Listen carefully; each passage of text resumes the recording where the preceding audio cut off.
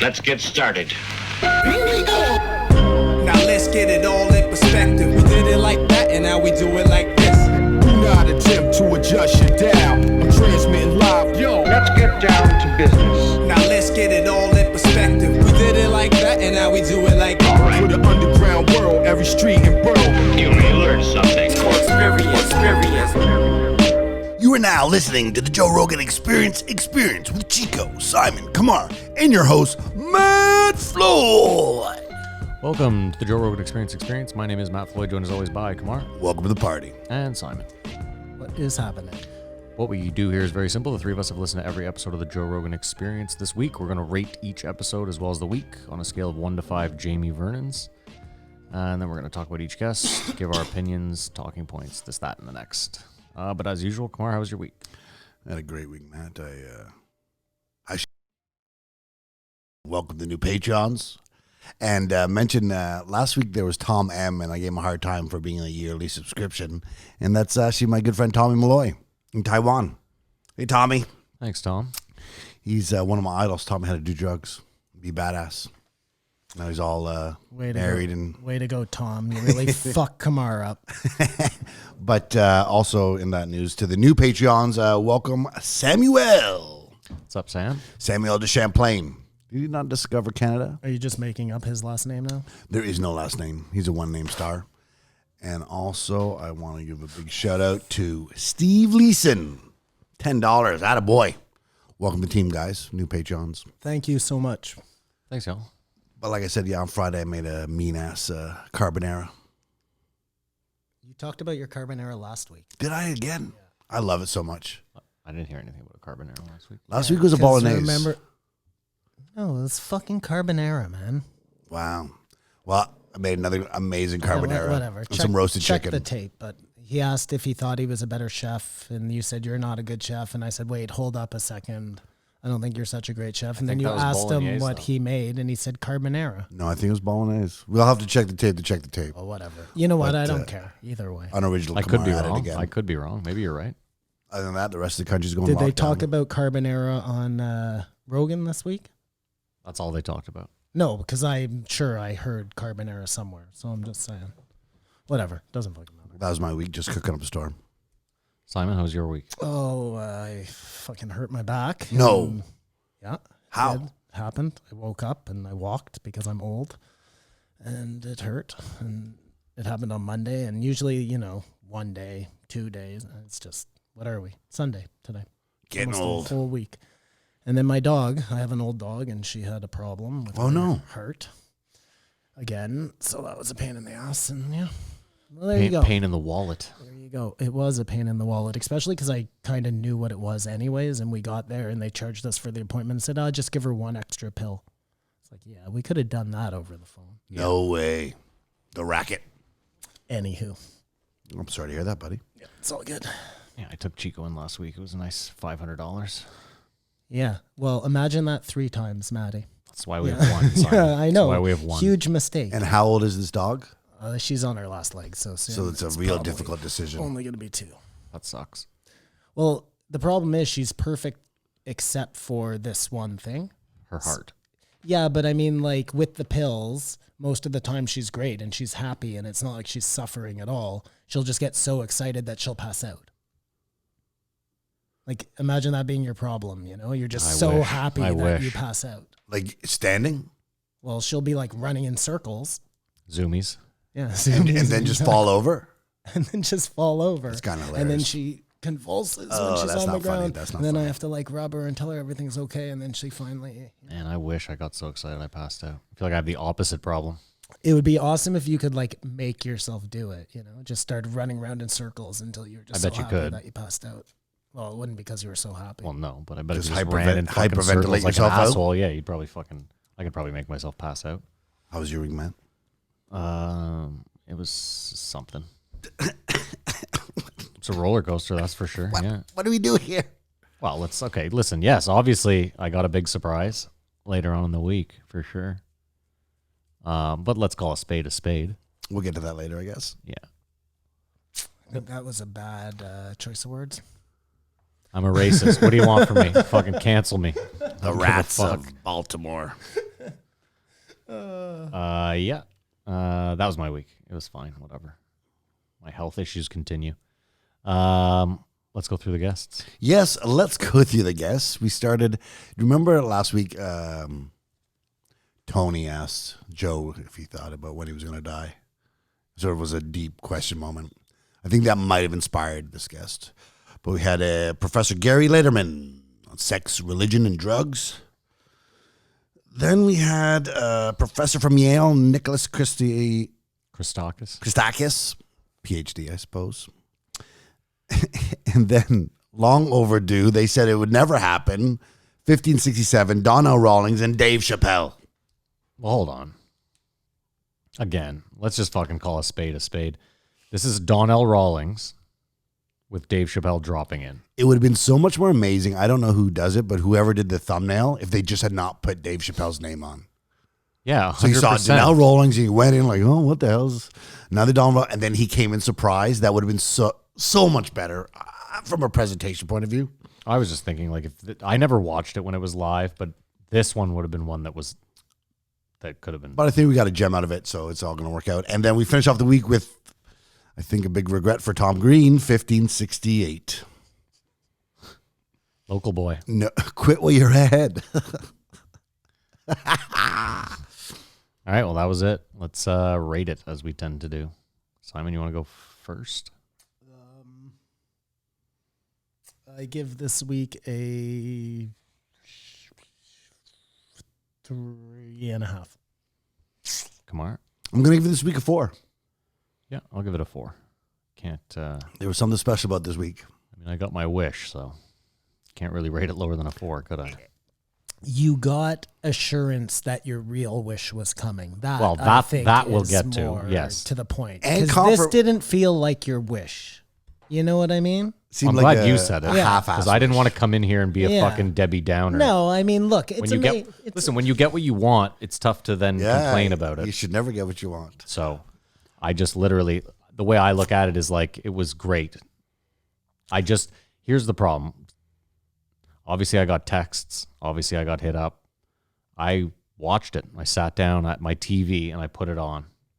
And like a half hour in, I waited. A half hour in, I was like, okay, well, I was like, this is odd. And waited. I was like, Dave hasn't even been mentioned. And waited. So I was like, what's going on here? And then an hour in, I was like, waited. I was like, I'm really starting to be confused now. And waited. Yeah, and then 2 hours in, I was like, is this a fucking joke? And I was waited. like, is someone fucking with me here? And waited. Yeah. Jesus Christ, please. So let's just say this. We'll get to it, obviously, but it's 2 hours and 20 minutes of Donnell, and then Dave jumps in. Dave Chappelle. Yeah. Dave Chappelle Donnell. Just so I don't forget, the way he comes in is so like, it almost seemed live because it was so. Well, it was Dave Chappelle. Just very cool and nonchalant. Yeah, that was my favorite part of the whole thing. I feel like right before it happened, Donnell was having some issues with his phone. I think it might have been Dave. Oh my God. Yeah, I think So even though it was annoying, it was kind of cool. And he didn't let the bill speed. Didn't spill the beans. Spill the the beans. All right, well, let's get into it. But yeah, we'll get to that. 15, I don't know. I'll just throw it out there. 1569. Gary Lederman. 65, and I don't know who. Way off. Who was it? Gary Lederman. I knew that part. I just didn't know the number. All right, so sex, drugs, and religion. Who wants to start? I enjoyed this podcast because one problem was I think Joe talked too much in this podcast. I was sort of trying to disseminate what he knew to this guy, more so than hearing what this guy had to say. But his take on calling so many other things religion sort of takes a sting out of religion, if you can look at it that way. Yeah, but you know what? I look at it like Simon asked me the other day, like, tell me for the record, what do you believe? You know, do you believe in the simulation? And like when I said yes, like, again, you could say that, like, I guess I could turn that into a religion, but I don't treat it. Like, there's certain things that get treated like religions, and they are as such. And there's some things that, like, you know, maybe you show up everywhere, like showing up somewhere we could call this a religion. We show up here every Sunday. Podcasting is a religion. I mean, technically. According to this guy. I know neither of you watch John Oliver's show, but John Oliver did a huge piece on televangelists. sometime last year or this year, basically exposing how they don't pay taxes and they're just out there trying to rape poor people. Religions, more traditional religions. But either way, what he did at the end of the show was he was like, I figured out, we got a tax lawyer and we figured out just how easy it is to start a religion. So he started a religion called like Our Sister of Perpetual Exemption or something. And he goes down the list. And like we probably tick off 8 boxes. Well, you're telling the story of Scientology. Sure, but the point is like you could broadly say yes. We can start a religion here. We could, yes. We're not going It's more a ritual, I think, is the word you're looking for than religion. Like what we do here, showing up every week. But again, those are actually like 8 of the boxes that for tax purposes that the IRS considers a religion. Meeting in the same place, having a place of worship, having like a your keep your eyes open thing. If we got other people to say that, that's officially like a religious slogan, that kind of thing. Gotcha. I'm just saying, change my name to like Baba Ganoush or something. All I was saying is from the IRS standpoint, that could make you a religion. That's all I'm saying. Mm-hmm. And then to Kamar's point, I was just saying, yeah, you could, there's a lot of things that could be loosely, but I don't think there's anything that's like, well, if you do it our way, you're going to go to heaven. Oh, well, no, that's one teaching of a religion because other religions think other things. But I know I've said this before, and I probably don't say it right, and I'll try and say it right here. You believing in the simulation, when you break that down, it is all the religions that have God. That it is the same thing. Like we could break it down. If there's some sort of maker, the programmer, totally or whatever it is. Each Stop other. though, yeah, but I'm not worshiping. Do you see the difference? Like I'm not like our creator, our great creator. Yeah, whoever. but there's some people who are religious and they don't worship. Yeah, exactly. Like me, I don't call myself religious, but I certainly believe in some sort of higher power that is the same as whoever's running the. But you don't go everywhere every week. But you don't I'm not pray. like out there, stoning gay people and stuff. Like not that that's but I my also, religion. But I also wouldn't consider you religious. Like you won't get a tattoo just because of like family beliefs, but like you would fully get a tattoo. Like, you know what I mean? Like it's not beyond you. Like you only do it to appease.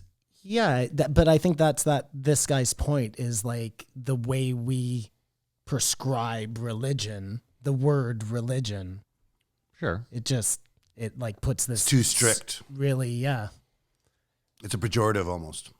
Well, it totally is a pejorative because, if you find somebody who's like uber religious, you write them off right away because you're like, what? You believe that God is going to come down and like literally spite you or whatever the analogy is. A super fan of music, it's religious. Well, I mean, again, they worship the band. They go to all the concerts. They do everything they can for it. That's what they believe in. Well, it was the false idol part to me that I found interesting. The religion of celebrity. The religion of celebrity. And when you look at it, like that's exactly what they were warning you against in the Bible. Don't worship false gods. Like that's why fucking Moses had to go up the mountain and get the 10 commandments twice. Because he came down and they were all worshiping that calf and he had a temper tantrum and he threw the They were having a commandments party on as the well. ground. Well, an orgy or something, whatever. Nothing wrong with that. They don't say that part in the that's because orgies are fucking chill and they're like, well, we can't fucking, no one's going to believe this. Well, yeah, I mean. And orgies are great. I've heard. Golden calves. Till a guy throws a tablet on your head. Yeah. Or till it's all guys that show up. I guess what kind of orgy you're into. But if every religion was kind of based on some sort of, not every religion, I guess, but let's say Catholicism was based on some sort of drug start, they would go to no lengths to make sure that was not. Because that discredits their power? Of course. You then equate God to some sort of like... It doesn't feel like he goes as deep into that as the other guy we talked to a couple weeks ago with Graham Hancock. Yeah. Yeah, but that guy's whole field of study was those wine caskets and all the shit they put in them. This guy seemed more like he was... More contemporary. Well, he didn't seem as rigid either. Like this guy seemed like he was just trying to open your mind to the idea of anything. As Joe said, he looks like he should be teaching the course he's teaching. Oh, yeah, he fits the bill, for sure. He's like a cool Tommy Chong. For sure. They declared that the drugs on war is over and that drugs won. I don't buy that. You don't think so? Ask someone locked up in the States right now. I'm guarantee you they would tell you the war on drugs isn't over. But I think it's a slow And transition. they lost. Yeah. Listen, you could say that the fight is maybe coming to an end, but it's not nowhere. It's not over. Jesus Christ. I think Oregon is going to be a huge petri dish to see what happens there. If it all just falls apart or somehow they thrive and things just get so good, it's undeniable. You're also forgetting, too, that like it's predominantly blue states that are doing it. Not a lot of red states jumping on board. I guess Nevada. Legalizing drugs. Yeah. Like Yes. those red states are very staunch in the fact that, like Alabama. But I don't know if you guys legalizing noticed, drugs. but have you heard, like, mushrooms is everywhere now? Yeah. On the drive over, CBC was talking about it. Like, it's on the cusp. And I don't think psychedelics should necessarily be classified the same way drugs are, because they're the things that are not addictive. Marijuana is a Class A drug or Schedule A drug. But it can be, like, psychologically addictive. It's not physically addictive. I Doesn't don't. matter. It's up there with cocaine. Sorry, it's higher. I'm not it's defending higher that. than Not in cocaine. Canada, but we're in the U.S. But just, do you guys think psychedelics are just different than drugs? No, I mean, listen. Have you ever known aspirin, anyone- Aspirin is a drug. But have you ever known anyone addicted to mushrooms or acid? No, but you can abuse both mushrooms can and abu- you acid. can abuse and I've anything. seen them both happen, and they've really fucked people up. Like, I have friends who did acid every day for a year, and they are not the same. They're fucking different people, you know? But they weren't addicted. They were just being like, I love doing this and being young and stupid. What's the fucking difference if Well, you're people like get ruining addicted to it- heroin or cocaine. Like, I know, it's- but if you're ruining your life, what's the difference? Whether you're addicted to the drug or not addicted. I think to if the you're drug. young, if you're to drink anything, Like, that's the do argu- anything is going to fuck you up. I just don't think they are addictive like the other drugs, and just should be classified differently as drugs. First of all, anything that's fun can be addictive just by nature. No, No? painful things can be addictive too. Well, sure, but my point is like Yeah, it's no, easier yes, for sorry, a fun not thing to no. be. The pain is the fun. Yeah, those people are having fun in the pain. Sure, I Yeah. just meant though when something is wildly enjoyable, it's easier to get addicted to something that like Which is- sex. You yeah, know, yeah. when I hear someone be like, "Oh, I'm a sex addict," I'm like, "Get in line, you fucking idiot." Everyone enjoys sex. Like, But if well, it's not like, everyone, but if it's detrimental to you Yeah, living there's a a normal difference life, there, right? that's where it is. yeah, those people again, I think, are just assholes. But someone can do heroin and You it don't- be totally functional. You don't believe in sex addiction? No, Really? really, No, you're just saying that as no, like no. I'm not just saying Contrarian? that. you've given this no thought. You're just coming out and saying Yeah, categorically sure, yeah. you don't. Well, I've believe given it in a bit of sex. thought, obviously. I Before- also don't before care. now? Okay, I don't care either. I just Listen, most people I've met that claim they're sex addicts are full of shit. It's like a cop out because they cheated on their girlfriend or like, you know what I mean? yeah. No, I mean sure, but like that's just It's different if they're ugly or hot, eh? because if they're not hot, you're like, there's no way you're a Yeah, sex addict. exactly. Like that old Chris Rock joke. You're only as faithful as your options. Exactly. One thing Joe said on this is I'm not on Twitter. I mean, I'm on it, but I'm not on it. He's like, what does that mean? Just because you don't, like, I'm on Twitter and I don't Joe's on Twitter. attack people or yell at anyone, but he's on Twitter. He means he's not sending out tweets. I know, but he does. He does, also occasionally or reads. someone does. He also occasionally reads. He's comments. on Twitter. He's in denial. Just, I mean, it's not for nothing. Well, he has a business that relies on it. Oh, no, I just think he's in denial when he says, I'm not on Twitter. I mean, I'm on Twitter, but I'm not on Twitter.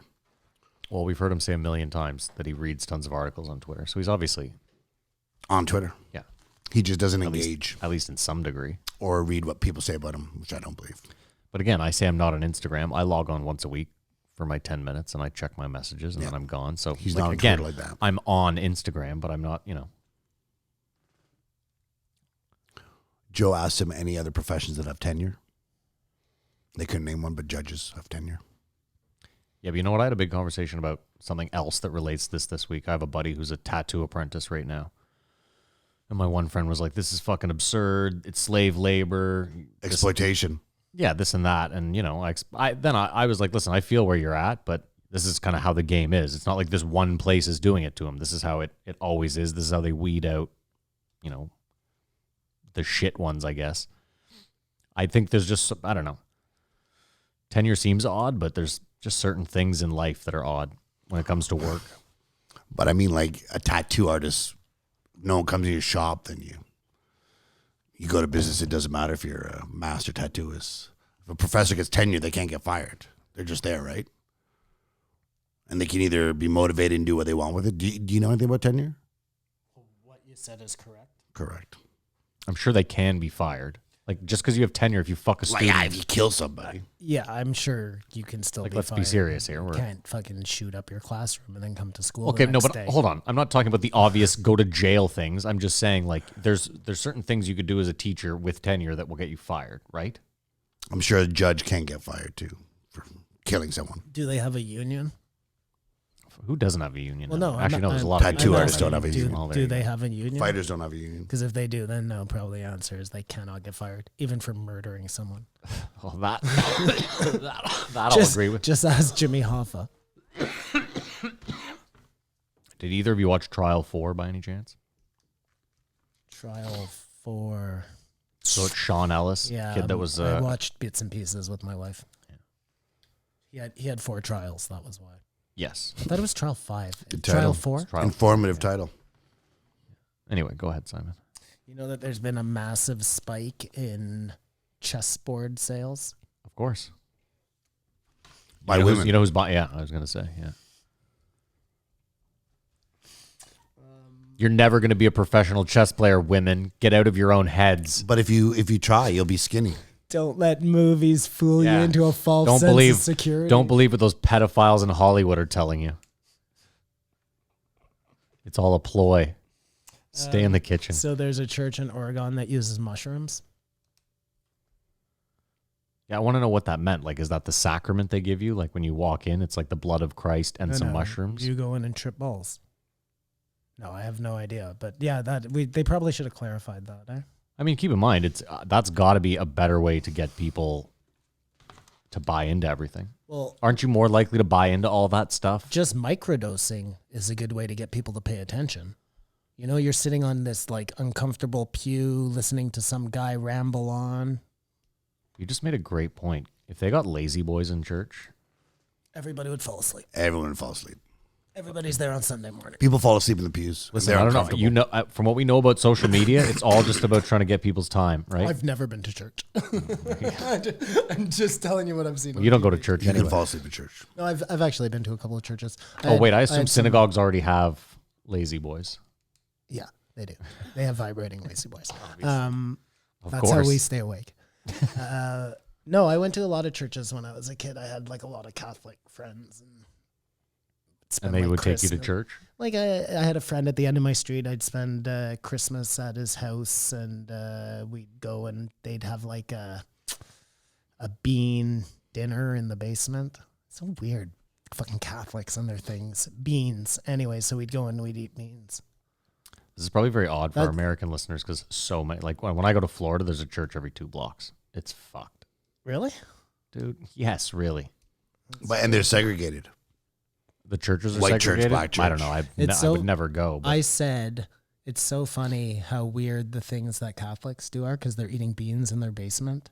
We do way. I was weirder just things. about. Yeah, I Way didn't want to call weirder you on things. it. Well, yeah. no, call it. I mean, like, just a normal Jewish like get together has like gefilte fish, which on its own is like that's not a natural creation, Max or Matt. Max. Tell your brother too. Yeah. Let him know. Matthew, Dr. Flatthew Discman. That is not a natural creation. There's no fish in that. Have you ever tried gefilte fish? No, dude. The name alone is. Well, it doesn't make any sense. What is a gefilte? It's a nothing. No, but I mean, either way, the a fish. point is. Oh, you're actually looking it up? No. Oh, My point is, whoever named it did a good job of. I'm going to look this up right now, and there's going to be like a real gefilte fish that swims in the ocean. It's around Israel.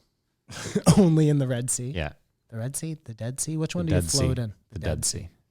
That's something I always wanted to do. I was to Israel so and float in close the to Dead going Sea. to Israel. I'm such a fucking pussy. For the kibbutz. But you'd have to fly. Oh, no, this is back This is when you I were flew. flying. For the I- for the freedom birthright no, thing. I didn't. I'm not getting involved with that. That's a fuck that fest, eh? brainwashing. It is a fuck fest because the whole idea, the part that they don't tell you about that is they're trying, or maybe they do tell you, I don't know, that they're trying to hook you up with a Jewish wife, a girlfriend that's Jewish. And, then And they're hopefully- encouraging all the girls to suck the dicks when they get there. Well, I don't know. Oh yeah, they are. They're saying be very hospitable to our visitors. I don't think I like the way you're talking about my people. You people being freaks in a good way? Come on. Nothing wrong with sucking a few dicks, Simon. He's making it seem like they're doing it under some sort of repression. No. I know. They're like They happy. told you to get off the plane and do this. Did it? Like they're working for If you find the boy cute when he But gets off the plane, there's You're nothing like, wrong oh my with God, some these girls are coitus so hot, but meanwhile they've hired them all as like to entice a young Jewish boy from Canada. yeah, I don't like where you're going. That's it. Simon's moving on. Oh yeah, so he was talking about I'm moving on. He was talking about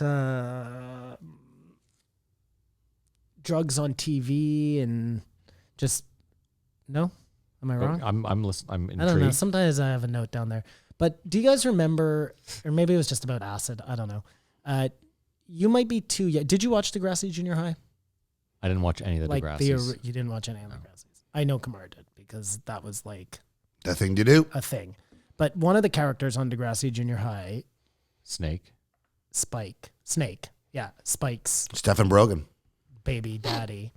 Is that his name? I'm good friends with him. Who, Snake? Yep. What? I stayed at his place in Toronto. Really? Yeah. Jesus Mary met Christ. him at your brother's bar. No, that's Snake. So I said Snake. Yeah, Snake. I'm not talking about Snake. Yeah, Okay. sorry. The Zit Remedy. Yeah, not Snake. Oh. Not Snake. Sorry. Okay, so I'm who? talking about Shane. Shane. Okay. Thank you. Shane. Tall white Shane guy. did acid and jumped off a bridge. Yeah. He got so high he jumped off a bridge. That scared me for my entire Mission accomplished. But didn't you get any other urban legends you remember? point war on drugs. Yeah, there you go. No, but that's what they did. They got something that they thought was cool. Yeah. And It's called propaganda. It's propaganda, but good propaganda, I guess. Is it? I don't know. I mean, See- keep in mind, like even if right now you are fine with people doing acid, you definitely don't want kids doing it, right? No, I don't want kids doing it, but here's the thing. Mushrooms, natural, come from the earth, like the weed. Acid, cooked up in some guy's bathtub, not natural. Why do we equate acid and It is natural. it is not at all. The chemicals come from Earth. Like Oh my God, by that rationale. plastic's like, natural. Okay, but his point is that you don't know who's cooking up the chemicals. Necessarily no. Even, Mushrooms are mushrooms are mushrooms. I think that's his point. I mean, they are and they aren't, but they're not the same. They're not, yeah, maybe they're both psychedelics, but they're not the same. But acid is derived from like a fungus. I've never done acid, so I'm a terrible person to be talking about this, but I've watched a lot of people do acid and I've watched a lot of people do mushrooms, and there is a fucking difference. Acid's more extreme. It's you're talking about something that has rounded soft edges. I'm just giving you an analogy here, and something that is like puffy and soft mushrooms. Unless you do 7 Acid. grams of mushrooms, then you're in acid realm. I think dose helps. I can't say what the Did you hear the story of the guy who took some acid called orange peel and then he thought it was an orange? No. That went around when I was a kid. Or a guy thought he was a bird and jumped off a building. well that was Like pretty that much was Shane. but I just remember there was also urban legends. I was just wondering gonna if you guys say, had I any. didn't need Degrassi. I had like multiple people be like, "Oh, I had a friend that did like too much acid, and they found him naked by a fire in the woods, and he was never the same." I mean, again, you don't know. That's a deterrent. You see, the whole thing is just like weed. If you're fucked up, like if you have You're predisposed. imbalance, any of those drugs can push you over. Something as simple as weed. So mushrooms could rewire your brain in a good way. Just but the way it could, weed to the wrong person it can could fuck them up. It could fuck you up big time, man. You could also argue that maybe those people have broken through to like some new realm, Yeah, maybe. and that to us seems like they're fucked up. Maybe they're just seeing the world for what it is. Is I'm that just half playing a homeless devil's people advocate? in the new realm? Yeah, Maybe. it's like I was You watching. can tell I'm thinking this out, right? Yeah, no, because not I was that watching. I was watching Lex's podcast. He had this fucking super nerd on, and this guy did like a whole TED talk on the simulation. And Lex asked me, he's like, "So if you could live in a simulation right now, would you?" And the guy, like, without even, like, he'd obviously pondered it in the past, but he was like, "Yeah, for sure." And Lex was like, "Why?" And he was like, "Well, the apartment I can get in the simulation is like exponentially larger than the apartment I can afford here." And Lex was like, "Yeah, but if everyone has a nice apartment."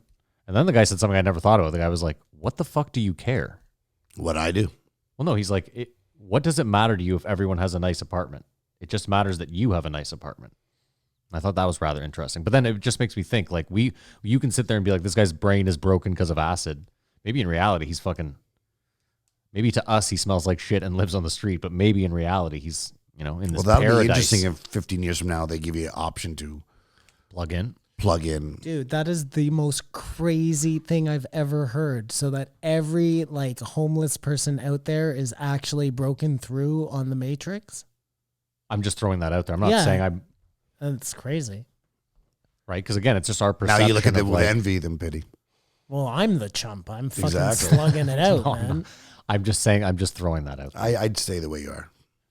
You don't want to take that chance. No, I'm going full homeless. You got to try, man. If you don't try, you'll never know.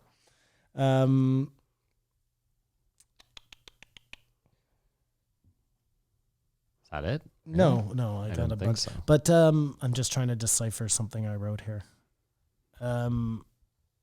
So comedians are losing a lot of spots, and we're seeing a lot of like weird filler, I guess is the best way I can put it. Did either of you watch Kevin Hart's special? It was I fire. did, It was yeah. amazing. So I good. did. It was so good. It's such a cool fucking idea. The At way his house. he Do did you think it was actually at his house? yes. It's 100% at his Okay, house. I've just yeah. listened. but that's part of the mind fuck of the whole thing is that you keep going, this is his house. It Well, no, I was fine. Listen, I was fine because I know how rich he is. But I then was like, if I'm rich, do I build a stage in my basement? Maybe if I'm a stand-up comedian, maybe. I mean, listen, if you're the Well, what do you mean? They could have just like built that little like thing in his living room. For maybe, the show. yeah, maybe you're right. But it didn't look that way. Like, because the fireplace was raised. It I looked. mean, maybe he just has a sunken living room. Fuck, the guy's I like was fucking. thinking- Again, I'd have one. I was thinking it was extra space he didn't know what to do with. Then this came in and said, I'm going to do this. But maybe he built off a bat. But just that keep going in the head is like, this is not a theater. This is not a thing. This is his living room. Can I tell you what my only problem with it was? And I said I liked it. I thought he did a really good job. It's hard to watch that and then hear him on Rogan kind of not swearing and only talking about positivity. I'm like, this is two totally different people. Well, I think he said that with the title of the special. Yeah, but Simon, I also think like, so there's two things. One, I think he realizes now like he's almost uncancelable. Okay. Does that make sense? Like maybe he's come out of all this and he's like, they tried everything and I'm past that now. Like I'm just too big a star. So now I can actually, because he hadn't really done stand-up. He hadn't done a special in a while. had he? And it was probably a pretty intimate audience he knew and stuff. I doubt he'd do that in a stadium of 30,000 people just because he wants a broader... It's going out going to on a Netflix. billion people. Yeah, That's the I craziest guess thing so. I've ever I heard. guess so. I didn't like any of his other specials. Sorry, what was your second point?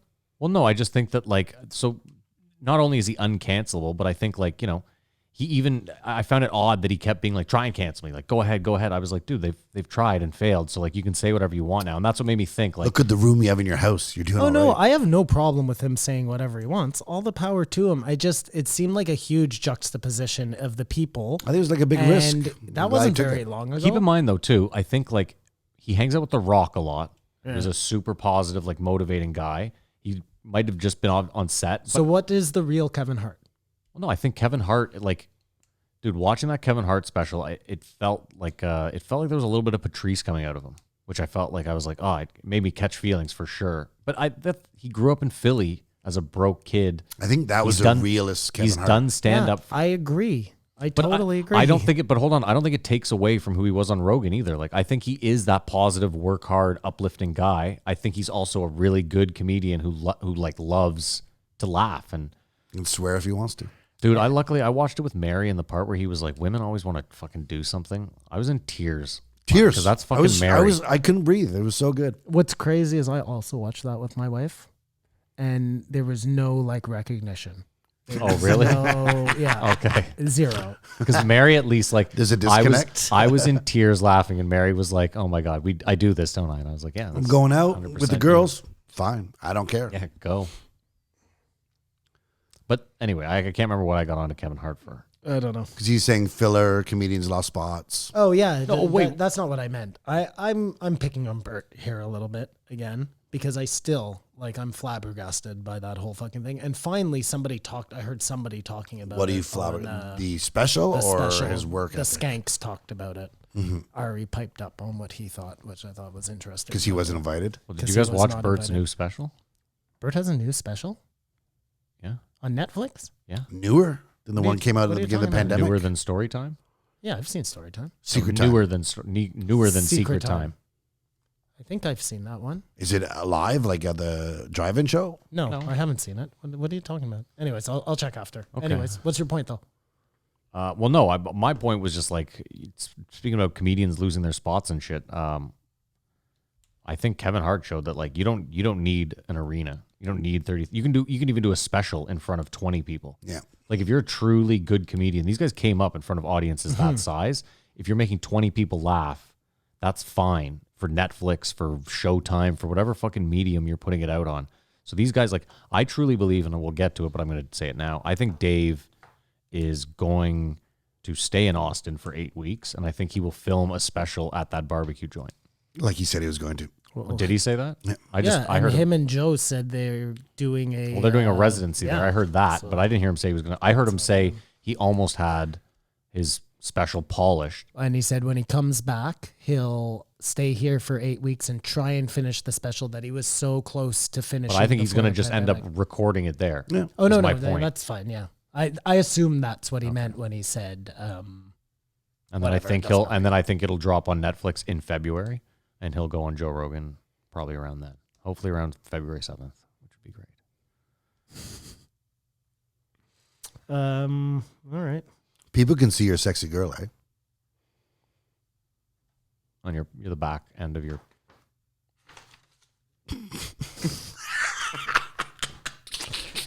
What if it's just fucking page of dicks? I just you- pixelated it. Oh, do if it you was a page of guys- dicks, it'd be way, way better. yeah, Way of course. Do you guys think that religion has taken a bad rap, or do you think it's gotten all the rap it deserves? Well, with the broadening of the term religion, it's hard to say, but Well, and let's say modern religion, okay? Because we all know that ancient religion probably everything must be gets the questioned. rap it deserves, you know? Nothing is above questioning. There's a very famous what the hell is that guy's name? Carl Sagan. There's a very famous Carl Sagan talking to, was it Ted Turner? I don't remember who he's talking to, but they ask him. I can play it. It's 2 minutes and 45 seconds if you want to hear it. But he basically he breaks it down like he's like, I don't think religion is the worst thing. It does a lot of good stuff. It feeds the homeless, and churches do a lot of good stuff, but there's also a ton of shit behind that, and I'm doing a terrible job of. No, but I mean, Paraphrasing I'm I think it would be in a worse position if it didn't get any bad rap at all. And religion was like, untouchable. I mean, we talk about the Catholic Church all the time. How many kids have they raped? Like, how many lives have they fucked? Islam's a little bit more difficult to criticize. Buddhists can't really give them shit. Scientologists, we shit on them. I mean, his point that Catholicism is kind of interbred into everything we do. That's kind of true. it's a foundation. It is. I mean, our whole kind of system is based on morals that come from Christianity a little bit, don't they? Yeah. Do not kill. I can't believe was it.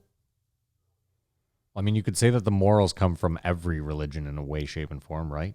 Or that, like, Do that's good the unto moral others compass. is the bottom line, right? Because, like, not the whole world came up Christian. There's a lot of Jews. Again, Islam is huge. Yeah, no, I'm just, if you're talking about like who kind of put together America Sure. or whatever, the New World, Yeah. Catholicism. it Catholicism probably wasn't was- a lot of Jews. Well, you ask some conspiracy-minded people. I mean, they maybe. might They argue helped differently. out. That's Open all the Hollywood, businesses. Matt. Come on. Yeah. I don't know. I mean, again, you said Islam is tough to criticize. It's not, because like a lot of them interpret that doctrine in a very positive way. I just tell that to Charlie Hebdo. I'm obviously generalizing, but some. Yeah, but that's what I'm saying is there's a portion of them that interpret that. That's a crazy argument. There are fucking Jews who suck the fucking foreskin off of. I know, that's what I'm saying. you know, No, but like- what I'm saying is there's a subsect of people that interpret the fucking thing in a terrible way, and I don't think you can throw the baby out with the bathwater. I'm not religious. I choose not to be. I don't know. I believe in people more than I believe in bullshit, which is probably my mistake. I think Maybe bullshit's more palatable. What's wrong, Simon? You seem verklempt by your notes. I'm just, I don't really remember listening to this episode, but I obviously did because I have a lot of notes about it, but it's kind of all new to me. Do you remember he was talking to the professor about difficult topics to talk about, and then he was talking about sexuality? Did you feel like Joe was trying to lead the witness and to get in a discussion about gender or something? And the professor ended up saying the most touchy subject is suicide. But I just felt like Joe was like, so what sort of tough things do you get into there? And I was like, objection, Joe, you lead the witness. Yeah. But they say suicide's unreported, but that's actually a policy of news organizations. Unless it's a public figure, they don't report suicides because that could motivate someone to say, well, if I kill myself, at least I'll get in the paper. No, I remember I was in New York like my first week, and the train stopped, and I was late for school, and the person beside me was like, another fucking jumper, like some guy late for work, and I just remember being like, what are you talking about? Like I remember like going to school and thinking like, what's this guy talking about? And then someone was like, yeah, no, people jump in front of the train all the time. And then I remember thinking like, oh fuck, it's gonna be in the news tomorrow. Like I was on that train. Nothing in the news, obviously. They were like, it happens all the fucking time. That must be a horrible thing to watch. Someone jump in front of Well, it happens in Toronto too. Oh, of course. So I mean, even crazier is when I lived there, a gentleman who went to my school, crazy enough, had a seizure on the platform, fell onto the tracks. This dude taking his 2 daughters to school, like construction worker making minimum wage, jumps onto the tracks to help to like get the guy up. The guy's like having a serious convulsive seizure, realizes he can't get the guy up because the train's coming, lays on top of the guy in the middle of the tracks. Train goes over, guy's 2 daughters are sitting there watching.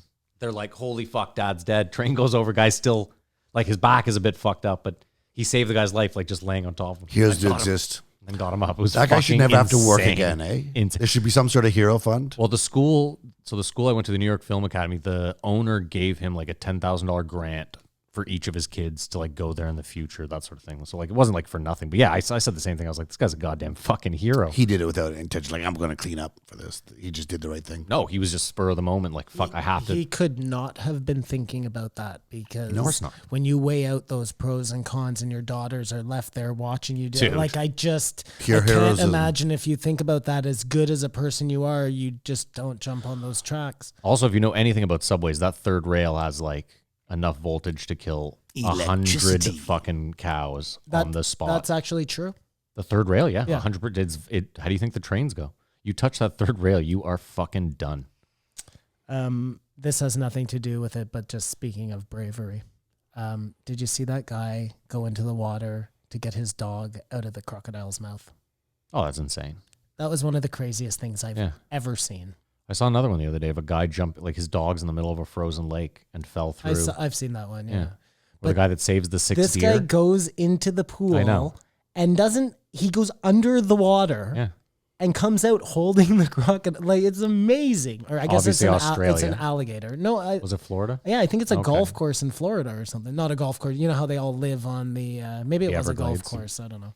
No, but you know how everybody has like a pool in their backyard. It has to be covered by like a house because there's also a river back there where the alligators come. Did you see the gator?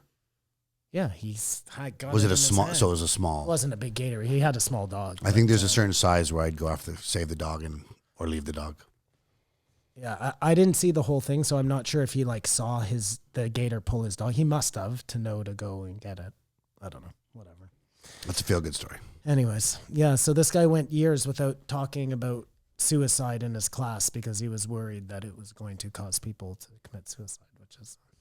Well, I think his concern was also that like he just, he kept saying, he's like, I'm not qualified. So I don't want to, I can't imagine being put in that position where you think you're doing the right thing and saying the right thing to a student and you go home thinking like, okay, I left a good impression. Then you show up the next day and you find out that student's killed himself. Like imagine like you'd be like, holy fuck. What if the student tries drugs because of the course and ODs? Is it the same thing? Or something bad happens to them? That's an interesting question. Like, I wonder if he gives a disclaimer, don't do drugs, but let's talk about it. I mean, he does drugs. I don't know. Yeah, I mean, that's a tough one. I don't know. I mean, I'd assume if you're taking a course on drugs and religion, Well, He's probably not some straight edge He did square. say that to Joe. If you're too soft, don't take this course. Yeah, Did Joe ask him if he did drugs? Yeah, he did acid. Okay. All the stuff was sort of fucking around until he met his wife. he said I was a fuck up in high school. Remember, he was like, I had no direction. I wasn't doing shit. Which I always, whenever someone says that, I'm always like, can you fill us in with the middle part? And I'm like, I too was a fuck up. Am a fuck up. I'm like, could you give me the steps in between that He said it was the wife. out of fuck? Okay. Wife got him to learning. And then he said he liked to learn. Back to the celebrities for a second. Do you find it's weird that when people get famous, everyone gives them free shit? It's the worst. But that's a thing, right? I mean, keep in When mind, you're struggling, you don't need it. You got to pay for everything. When you make it, everything's just silver platter. I mean, I'll say this though, like there's certain people that are famous and not rich. So for those people getting free stuff, that's cool. I think that's sort of what makes it the religion. Well, it's like when those celebrities go to the whatever galas, the Oscars or Yeah, whatever. they get $50,000 worth of In shit. their Well, little I understand bag that's there, marketing, you know? right? Yeah. That's the intent, I think, mostly. Well, that's what it all I'm going is. to give you this, and you're going to say to people, you get free stuff. What did you say in the first place? I just wonder if people get free food. Like if you go to a restaurant, oh no, don't worry, everything's on the house or whatever. I mean, again, Maybe it is. tip the There's staff. I overtip don't the think staff. anything's free. I think it's always like, can we get a photo with you to put on the wall, or you know what I mean? Well, and There's that's always also so you tell your other rich friends, famous friends, oh, go eat at this place. They're going to give you free food, and then that place becomes a place where Hollywood people So go. that's why celebrities nobody's get doing free stuff. Yes, it's all for promotion. Like you got it right the second time. dude. My aunt threw a film festival party in Toronto when I worked there, and like a bunch of famous people showed up for it, obviously. And I guess there was a photo the next day in like one of the papers of Pierce Brosnan drinking a Heineken. Now again, they had all sorts of beers there. They had like a spread. It just happened that Pierce Brosnan grabbed a Heineken and was snapped taking a photo. And Heineken sent her the wildest fucking care package. They were like, we saw the photo of Pierce Brosnan at your restaurant drinking Heineken. Heineken wants to thank you. Like, and I was just like, this is fucking insane. Like, it's pure accident that he just. Like, we didn't do anything. He just We know a guy who named himself after Heineken, and he gets nothing. there you go. That's it. That's it? That's it. Do you guys listen to Fish or the Grateful Dead ever? No, but No and no. a former employer of mine was like a huge deadhead. Deadhead, I get. Fish, I missed the whole thing. Like I like some Grateful Dead songs, but I never went to a show. But Fish is just something else. There is no fucking band that I would travel across North America to see. Like two is the most. I've done But Toronto. like I've done multiple shows, like the tour. I've done Ottawa, Montreal. I've done Ottawa, Montreal. They're different back-to-back religions. nights. If I had nothing to do, like no family, no responsibilities, no nothing, whatever. So you get in your van, you follow a band. It just gives you some reason to. But keep there's no going band exists for places, you. know? That's what I'm saying. Is there a band that exists for you that would make you do that? No, but I'm saying if I was of that vagabond kind of No, but let's lifestyle. just say you have nothing. There's no band that exists that you'd want to follow. Well, if I needed to like get out on the road, I'm saying I would just pick a band. What band would It you would pick? be a That's what Blink Kamar's asking. 182. Fucking no, I'm just saying it He'd wouldn't be so matter. awkward with that. He made a I guess Blink Blink 182. 182 Me and sort of Tom washed up DeLonge now. They're just all like, old. woo! Oh, that would actually make sense. Yeah. Excellent. Yeah, no, I've done Ottawa, Toronto, or Ottawa, Montreal back-to-back shows, but Same show, yeah. I would never do more than that. Whoa, what? You went to Toronto and then turned right around and went back to Montreal to watch the same show? Don't forget, I've lived in both those cities. Yeah. So, like, when I lived in Montreal, for example, I saw a show in Montreal and was going home either way, and the show just happened to be at Babylon the next night. Oh, in Ottawa. Yeah. Okay, gotcha. So, yeah, I've never done Toronto, Montreal. I'm saying I've either done, like, Toronto and then gone to Ottawa to see the same show, or Ottawa to Toronto, that sort of thing. I'd rather watch or follow a sports team for a whole season. Like go to every game there. Yeah. I mean, you're spending a lot of time in Detroit if you're me, but whatever. Oh, yeah, for sure. If I was rich, If the I had NFL nothing to do, season, I would do that at least 1 year. Follow the Vikings around for sure. I think that'd be great. Both of you guys, yeah, your home games are just going to suck, man. No, the Vikings are indoors now. Oh, are they? But still, the second you Oh, walk you're still outside in of the Minnesota. Oh, indoors. I'm with you. You're dude, still in for sure. Minnesota. Like, follow a team where Well, it you're takes lucky. you You'd be down hanging out- south. The Bucks. You'd be hanging out in San Francisco dodging human feces. If I go with my second team, if I go with my first, I'm fucked. The Giants? Yeah. Well, you're in Jersey then. They don't Yeah. even play in New York.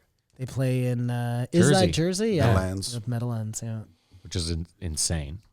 What, the field? No, that you play in a different state and you're still called the New York Giants. Well, it's kind of like Nope, different state. No. Just hold on. But what about the Islanders? Long Island, Well, Long Island is still Nassau technically... Coliseum. No, they got a new stadium. But they're not. They're the New York Islanders. Yeah, but technically Long Island is still like, at least you could consider it part of New York City, right? Okay. Jersey's a different... I mean, listen, I'm with you. Technically, Jersey's way closer to Manhattan than It's Long way Island. closer. I'm with you there. So who cares whether it's I'm just saying, like, if you play in Connecticut and you call yourself the New York Giants, that's a bit fucked, The fact right? of the matter is you're going on tour following the team, so you got to go where the stadium They're is. price conscious, and they just know they're getting a better deal in New Jersey. Well, in this scenario, we're rich, so money's not an option. I'd probably like to check out every ballpark in the States, too. Baseball? Yeah. I don't like baseball, but I'd like to go to the ballparks. Probably good. See, I'd go from like the biggest fork to the Yes. giant thimble to the, well, I can see. Well, I The would known do all for that, tour. too. I I can mean, see something in that. Like, There's- there's some hill in maybe in Halifax. The Magnetic Hill? Yeah, the Magnetic Hill. what The about huge nickel in Sudbury? Well, you know what it is? It fucking pulls your car backwards up the hill or something like that. No, I think it's so steep it looks like you're going the other way. No, Have I'm you, pretty sure it have you ever pulls you. driven through British Columbia? No. It gets to a point where you don't know if you're going up or down. The roads to the mountains are so steep. Simon, before you die, you do have to go to Vancouver and drive from Vancouver to Whistler. Sea to Sky Highway. The Sea to Sky Highway it's actually regarded as one of the 10 most beautiful strips of like road in the world. Yeah, that's Bigfoot country. Mm-hmm. It is something else, I dude. believe you just touch on Hope, BC too, where Rambo was filmed, which is total Bigfoot country. Rambo was filmed in BC? Mm-hmm. Wow. That's interesting. I didn't know that either. Are we done then? Didn't we just start? No, this guy we just finished. We didn't rate the guy. Christakis? We didn't rate the Not last even there guy. yet, buddy. Oh, shit. We're still on Lederman. Do you wanna rate him? Yeah, sure. 3. Like I said, I thought Joe talked too much, but I thought it was a fantastic discussion. I give it a 4. I'll give it a 3. I thought it was decent. Nothing to write home about. But again, I think it maybe gets lost in the week as well. Anyway, 1566. Nicholas Christakis. Am I getting the Christakis? Christakis. What a fucking moron I am. Oh, I think it was that he was a moron. No, he's a fucking Yale professor. I think I would have no... He's a bit of a chachi. Why? I thought he was too jovial, considering the subject matter and the way he was trying to talk about it. I mean, the one thing I'll say about this guy in his defense is there's a big protest about Halloween costumes. Yeah. And he said, if you get offended, look away. So he's not a crazy social justice warrior. I wouldn't have gotten that from him either. I think he's a physician. I think he's a doctor. But I found frustration just everything he said we're doing in Canada and it's not really working. So it's like, I don't know what to tell you, buddy. Well, 60% of South Dakota has COVID, so... And not really working. Like, what are your metrics there? Well, just the second wave is worse than it was in They March. always- but they always told you knew. it was going to Yeah, be they always worse. knew that. They didn't lie to and you. then they should be told you. prepared since they knew. Because he said in this, everyone knows there's going to be a second wave. But the hospitals are at capacity. Whatever. I guess you can blame it all on Donald Trump, but I think everyone is sort of still fumbling. And it just seemed like his advice was to be more in line with what's going on in Canada. And I Are think you if- just angry that he said that he was like... He didn't even want to say it. Joe had to get it out of him, but he was like, yeah, I think Donald Trump mishandled it. no, he blamed Trump a bunch of times. if I'm not angry. If anything, Just felt like he didn't... the reason that the states it's because each state has their own ability to do, whereas here, like, we do, but we don't, like at any point the prime minister just swoops in and says, yeah, listen, provinces. It's still the biggest problem that it isn't uniform. Like, from what I understand, the East Coast is doing way better, and even they're having issues or whatever. Well, you saw that the Cowboys out in Alberta were much more cavalier, and it's caught up now. You know what I mean? But there's no uniform just wear response. your goddamn mask. I've never balked on the mask. Like, They're just- balking on the mask. Just wear your mask. And then the one thing he said, it's like, you know, if you're a person who's fighting for the economy to be back open, there is no way you can be that same person fighting masks, because they're saying if you want it open, wear the fucking mask. But then you're out there, like, it doesn't make any sense. He also made a really good point too, that he was like, it's a pandemic. The economy was going to take a hit regardless. I never even thought of that. And it might take a bigger hit if you proceed to keep not wearing masks. Well, yeah, but I think the overlying point, the big point is like, whether you want to wear a mask or not, if you're all about the economy, when a pandemic hits, the economy's going to take a fucking massive hit regardless. I mean, that's the same kind of argument, I guess, as, well, if we didn't lock down in the first place, you know, when people make that argument, like, well, we shouldn't have locked down. Well, we had to at the start because that probably slowed it. But his point was even if we didn't lock down, the economy was going to take a huge hit. Like if we had kept every single business open and didn't change anything. Of course, because people are scared and they're not going out. And that was his point. He was like, listen, the economy was going to take a fucking massive. And it's an interesting, because the economy, that's an interesting statement, because the economy didn't really take a hit. Lots of people started doing way better. Amazon has done better than they ever have. All the little people took you know what I mean? It balances itself out. The money's still being spent. Or being saved. No, nobody's fucking saving money. When you're home alone. A lot of people are saving money. Listen, 2 years ago when we sat here, I would have, if you rewind 2 years and listen to some episodes, I was very pro universal basic income, and I've done a total 180. What? Yeah, we can't do this. We can't do universal basic income. No, because it just kills productivity. No, I don't. Fuck productivity. You will in 10 or 20 or 30 years. It might not happen right away, but you will inevitably only have 4 companies, and that's it. And there's no way around that. And no one will have a chance. You kill the middle class. You kill the American dream. There is no. I mean, listen, if the argument is we're going to lose 50% of jobs to automation, then I guess we have to do something. But why though? I'm not sure I understand your argument. Okay, so think about it like this: if no one can work, right? So let's say we lose 50% of jobs, and we all have to resort to whatever our pastime is to try to make money, right? So like we have a podcast, right? So let's say you couldn't start a business, couldn't get a job, he couldn't get a job, I don't have a job, so we just say, well, since we have all this time, we'll just do an episode for each Joe Rogan, right? And we hope to make money off that. If the podcast doesn't make money, we each only live off the $2,000 a month. We have no way of earning any other income, right? Okay. So how do you start a business? How do you become anything other than, how do you gain more money to do anything other than live off what the government's giving you? Mm-hmm. It's almost impossible. And then the 4 company thing is because if all the small businesses are gone, you're left with the Amazons, the Walmarts, you're left with all the biggest players. And we're almost subservient to them because they're the only people we can buy stuff off. Yeah, no, I totally agree with you. I'm just like the argument always was, no, the universal basic income gives you the time to pursue the things that, to open your own business. But where does that money come from? The banks would have to be willing to loan money to new business. But even then, hear me out. So we have a podcast that we would, so let's say we relied off just advertising. The advertising dollars are not going to be there because there's hardly any expendable income except for the people that own those 4 companies. So you got to advertise for them. So unless you're in that small minority of people that work, there isn't advertising budgets would be cut in half if everyone only has $2,000 to live off. Because think about it. Let's say out of that $2,000, you only have $100 a month that can go to other expenses. Then they're not going to bother advertising to you because you have such a small amount of money. What a doctor's going to spend their money on. Yeah, universal income isn't it's not for the people. But that's how it's branded. I know, but it's not. When you think about it in that way, it's not at all for the people. It's for the corporations. It's all part of the reset. Yeah. Which would make total sense. I mean, you'll probably argue me on this, but I just said that I'm arguing. No, but I mean, I'm going to take it to a conspiratorial place. Then I might argue it.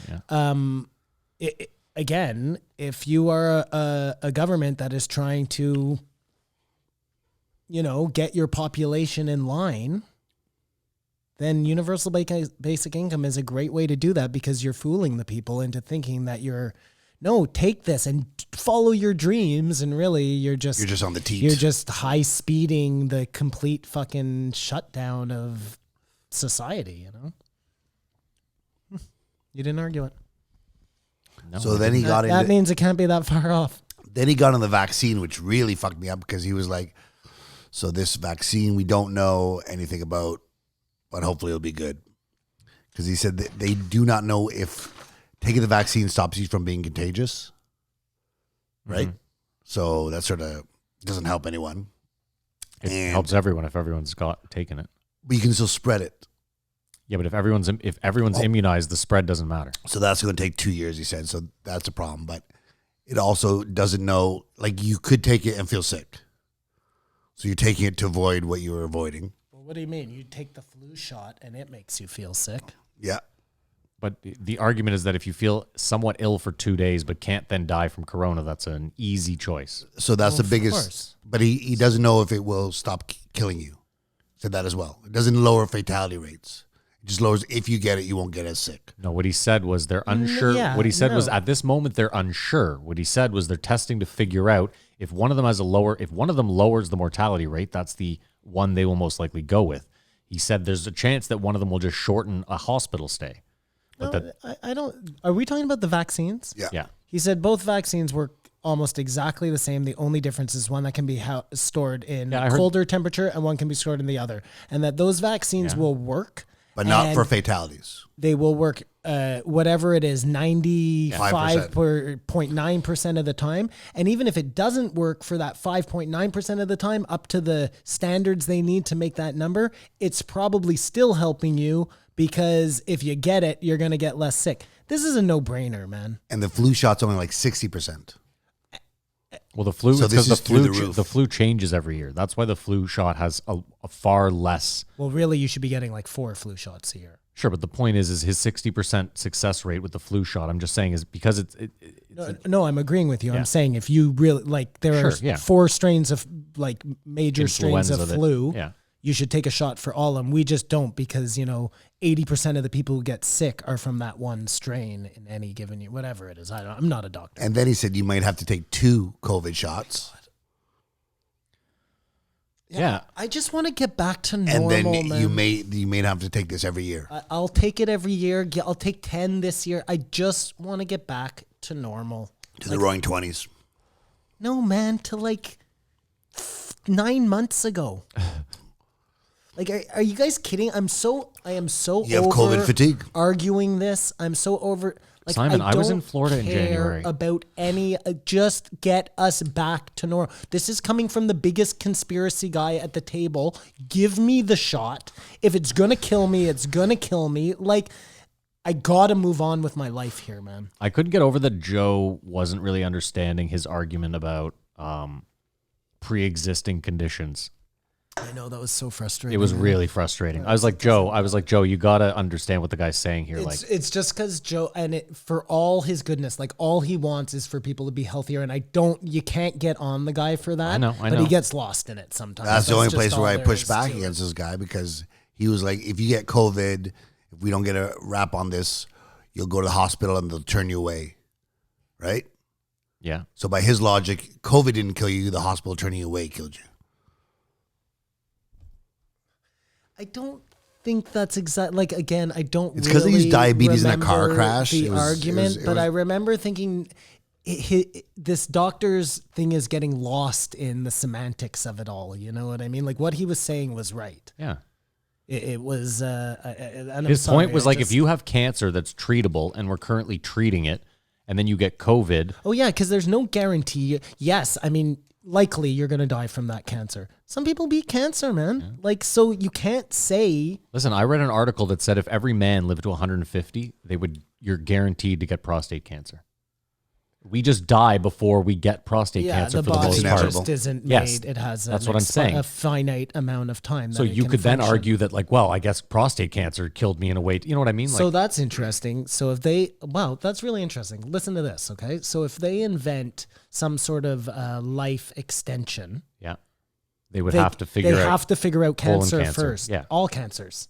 It's not just colon. But specifically, what No, I'm no, saying no, is but in men. that can't be the only one. Maybe like not, what you're yeah. saying probably makes sense for a lot of things. Bowel cancer. Like how long do your bowels last? We know they can last 100 years, But do we know if they can last 1,000 years or 500 years? Or I think the idea with life extension, though, would be they just pump every one of your organs full of stem cells so that it would regenerate. You know what I mean? That sort of thing. Mm-hmm. I'm with you, though. You still, like what I'm saying is if we're all guaranteed to get prostate cancer, then they have to figure that They're out. talking about some of this life extension being pretty close. Like probably not 100 years worth, but maybe an extra 30 years onto your life.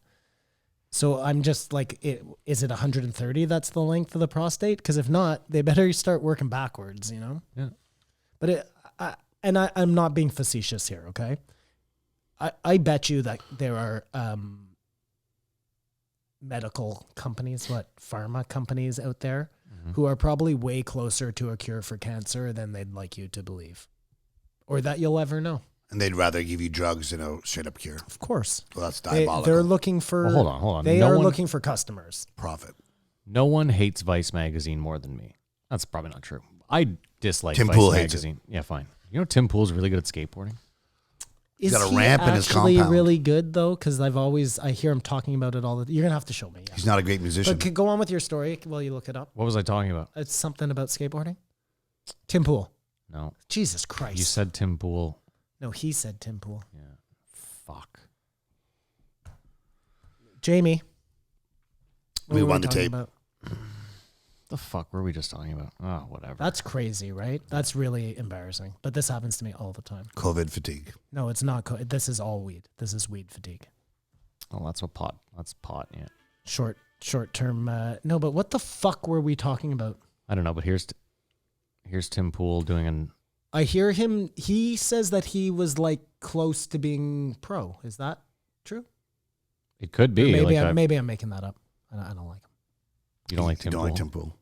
He's got his compound set up, eh? Yeah, I still haven't watched that thing. I can't believe I totally forgot I had it. Jesus Christ. You'll find the time. So that So is this Tim. this is right now though. That's what I'm telling you. Is he wearing a toque? He's wearing a fucking toque. Of course he is. I hope he sells those toques. Watch it again in slow mo, Si. That's his merch. Get the fuck out of here. Yeah. So he's a really good skateboarder. Look it up. That's really interesting. Yeah, tough to believe, huh? I'd like to see him when he was young then. I wonder if he ripped. He must have. Well, okay, hold on a second. He seems like a guy who would like study a trick for 4 years. So maybe, that seems like a weird trick to... There's a few of them. Oh, is there? Okay, guy, I should shut my mouth because I'm terrible at skateboarding. Dude, I would love to be like Tim Pool's. I was blown away. He's a good skateboarder, man. It's fucking. Listen, he's made a ton of cash, a whole whackload of jack since moving over to Wherever he moved to. the dark side there. Okay. Oh yeah, I'm sure he has. Yeah. Like a ton of jack. Just Yeah. so much jack. He's got a crazy compound. Like what was he worth before? We checked this last week, right? Like he's only worth like... I don't remember. But I bet you that's last year's figure. Projected earnings, yeah. What Through the roof. fuck was I talking about? I don't know, man. We'll never remember. No, it's- How did we get to Tim Pool? Let's try and fucking Sherlock. What's this on your shit out. notes? Like we were talking about the virus. We were talking about. be We were anything talking on my about notes. The the vaccines vaccine. are going to save us all. We'll be back to the roaring 20s. My point being is this guy wanted to raise a standard that we're at in Canada.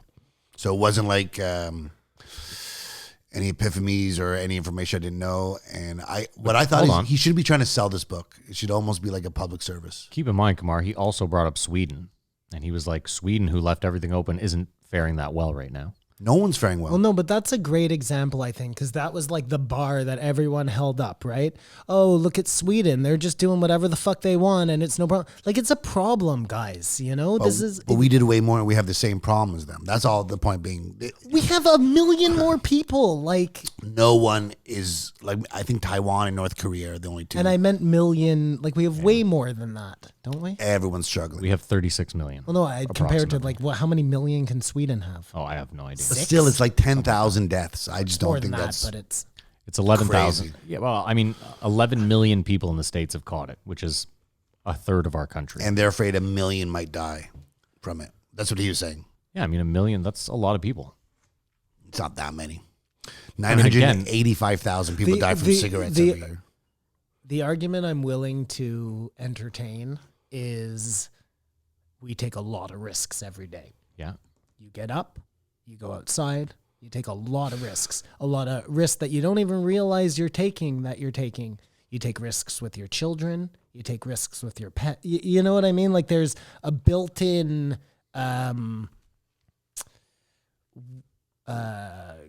weight and what's the fucking checks and balances. Yeah, you know what I'm saying? To every moment of every second of every day of your life. Like, I think that's Joe's only point, that he was like, we have the right as Americans to decide what our risk is. well, and that's exactly the problem right there, is the right of Americans. No, and I'm not being I said this I'm not before. I'm not Too trying much to be freedom. rude. Yeah, I'm not trying to be rude. Like there is something to, like, look, we're probably the best of both worlds, and I don't say that because I think Canada is all that. I just mean, look, we don't have a First Amendment. we're but, free. yeah. Like you made fun of Tom Green. I get it. There's a couple of examples you can give where that came into play. Like, but for the most part, I made this point. If you talk to a German and ask them if they're free, they're going to say yes. If you talk to a Canadian and say, do you feel like you're free? They're going to say yes. Yeah. I mean, again, we have levels of freedom. Like, can I go out in the street and rape and kill someone? No. So I'm not as free as I could Germans are free. They just can't talk about, be. Nazis. or they can't not talk about the Holocaust. You know? Yeah. But that's the point. So again, Kamar, you brought up cigarettes. Like, yeah, cigarettes kill 1 million people a year, but that's a choice that you make that doesn't affect those around you. And again, an instantaneous choice. You know, one that I make my decision today, and 70 years later, hopefully 70 years later, you know what I mean? As opposed to you make a decision now. It's like, here's a road. You don't know what's down here. There's a cliff down. You know what I mean? Like you're making a choice. But like I said too, Kamar, doesn't like make any sense. in Canada, a pack of cigarettes is $22. You go to Pennsylvania, they're $2, and It's that's true, because in Pennsylvania they're like, guess what? You're gonna get sick and you're gonna fucking pay for it. Whereas here we're like, hey, we know you're gonna get sick and we're all gonna have to pay for it. So guess what? That $2 pack of cigarettes, 20 of it's going to the government. Which you can argue like, well, does it go to where it should? Whatever. That's a different argument. It doesn't. It doesn't. Different argument. I'm Different not getting there. argument. The reason cigarettes are so expensive is because they're making a point. Yes. A reasonable point. I'm a smoker. I get it. Like Yeah. a totally reasonable point. Why should my decision weight heavier on Matt? It's the same idea with COVID. The mask, but that's what I'm saying. It's the same idea. You are free. Listen, you are free to not wear a mask, but you're affecting all those around you, and it. You're a giant asshole. No, Yes. And I say that as a guy who hates the mask. Like I'm a smoker, so I Hold on, don't. No one no one some likes the people masks. like the masks. No, Yes. First of all, I'll tell you who likes masks. Asians. They don't like masks. Yeah, I know. Somebody who has bad complexion loves a mask. No, I still get zits. I'm just No, saying. I'm not gonna lie. 15 years ago, I would have loved a mask. Would have loved a mask. Would've loved High a school, mask. I would have loved a mask. Would have died Do you know for a how mask. many? I can't tell you how many days I sat in my basement, like wishing I could go out, but being too embarrassed. You know what I mean? But it was all in my head. I'm sure. Just Imagine at a nightclub, like imagine all the ugly girls you slept with just because of bad lighting.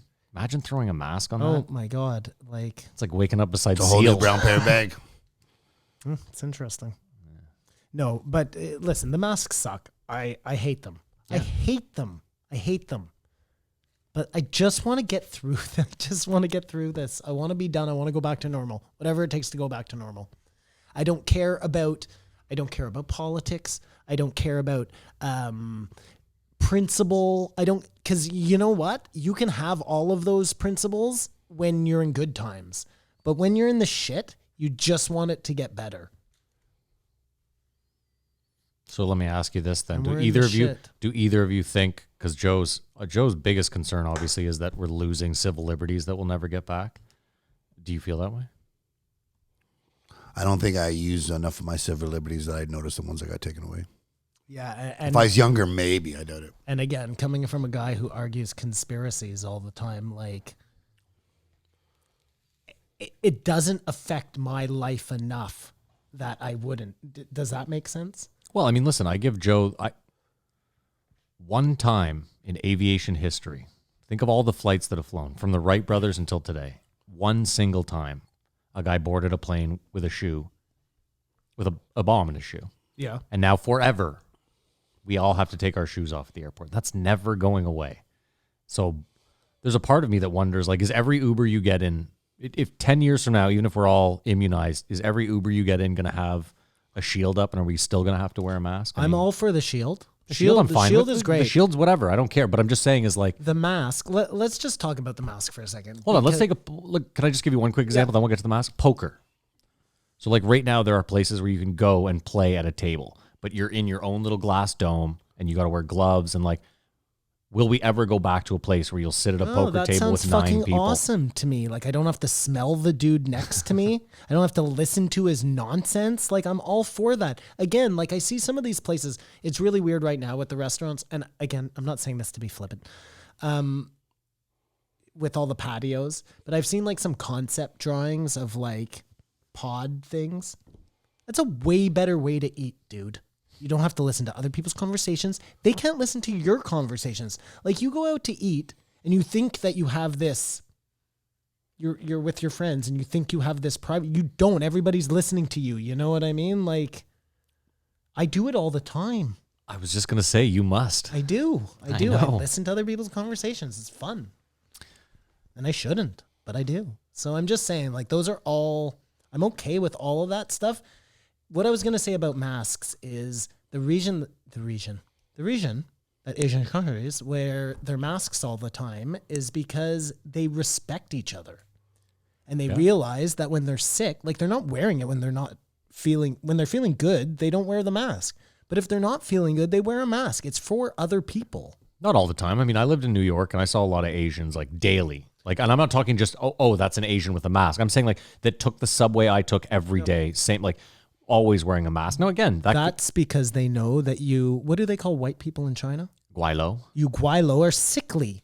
You know what? No, I'm being serious, Matt. Listen, like, you pack yourselves onto that subway, and I say you because I don't ride those fucking things. Oh, I did. It was like gross. Sardines. One person is sick in that thing. You're all sick, guys. Like that's just common sense. Listen, I think I told this story before, but one day I was on the train, and it was one of those days. Most of the days I took the train in the morning, it was you had to wait 3 trains. Yeah. That's how many people were either on he's told you the story, right? Well, no, but wait. So just real quick, one day I get on and it's so packed that the only place I can grab is the ceiling. So I have no rail even. So if it stops, I'm all over the place. This woman's the back of her head or the side of her head is literally like right there, and I get like a thing in my throat where instantly I have to cough. Like it's not a warning. I can't move and I just. On the side of her head. And dude, she knew?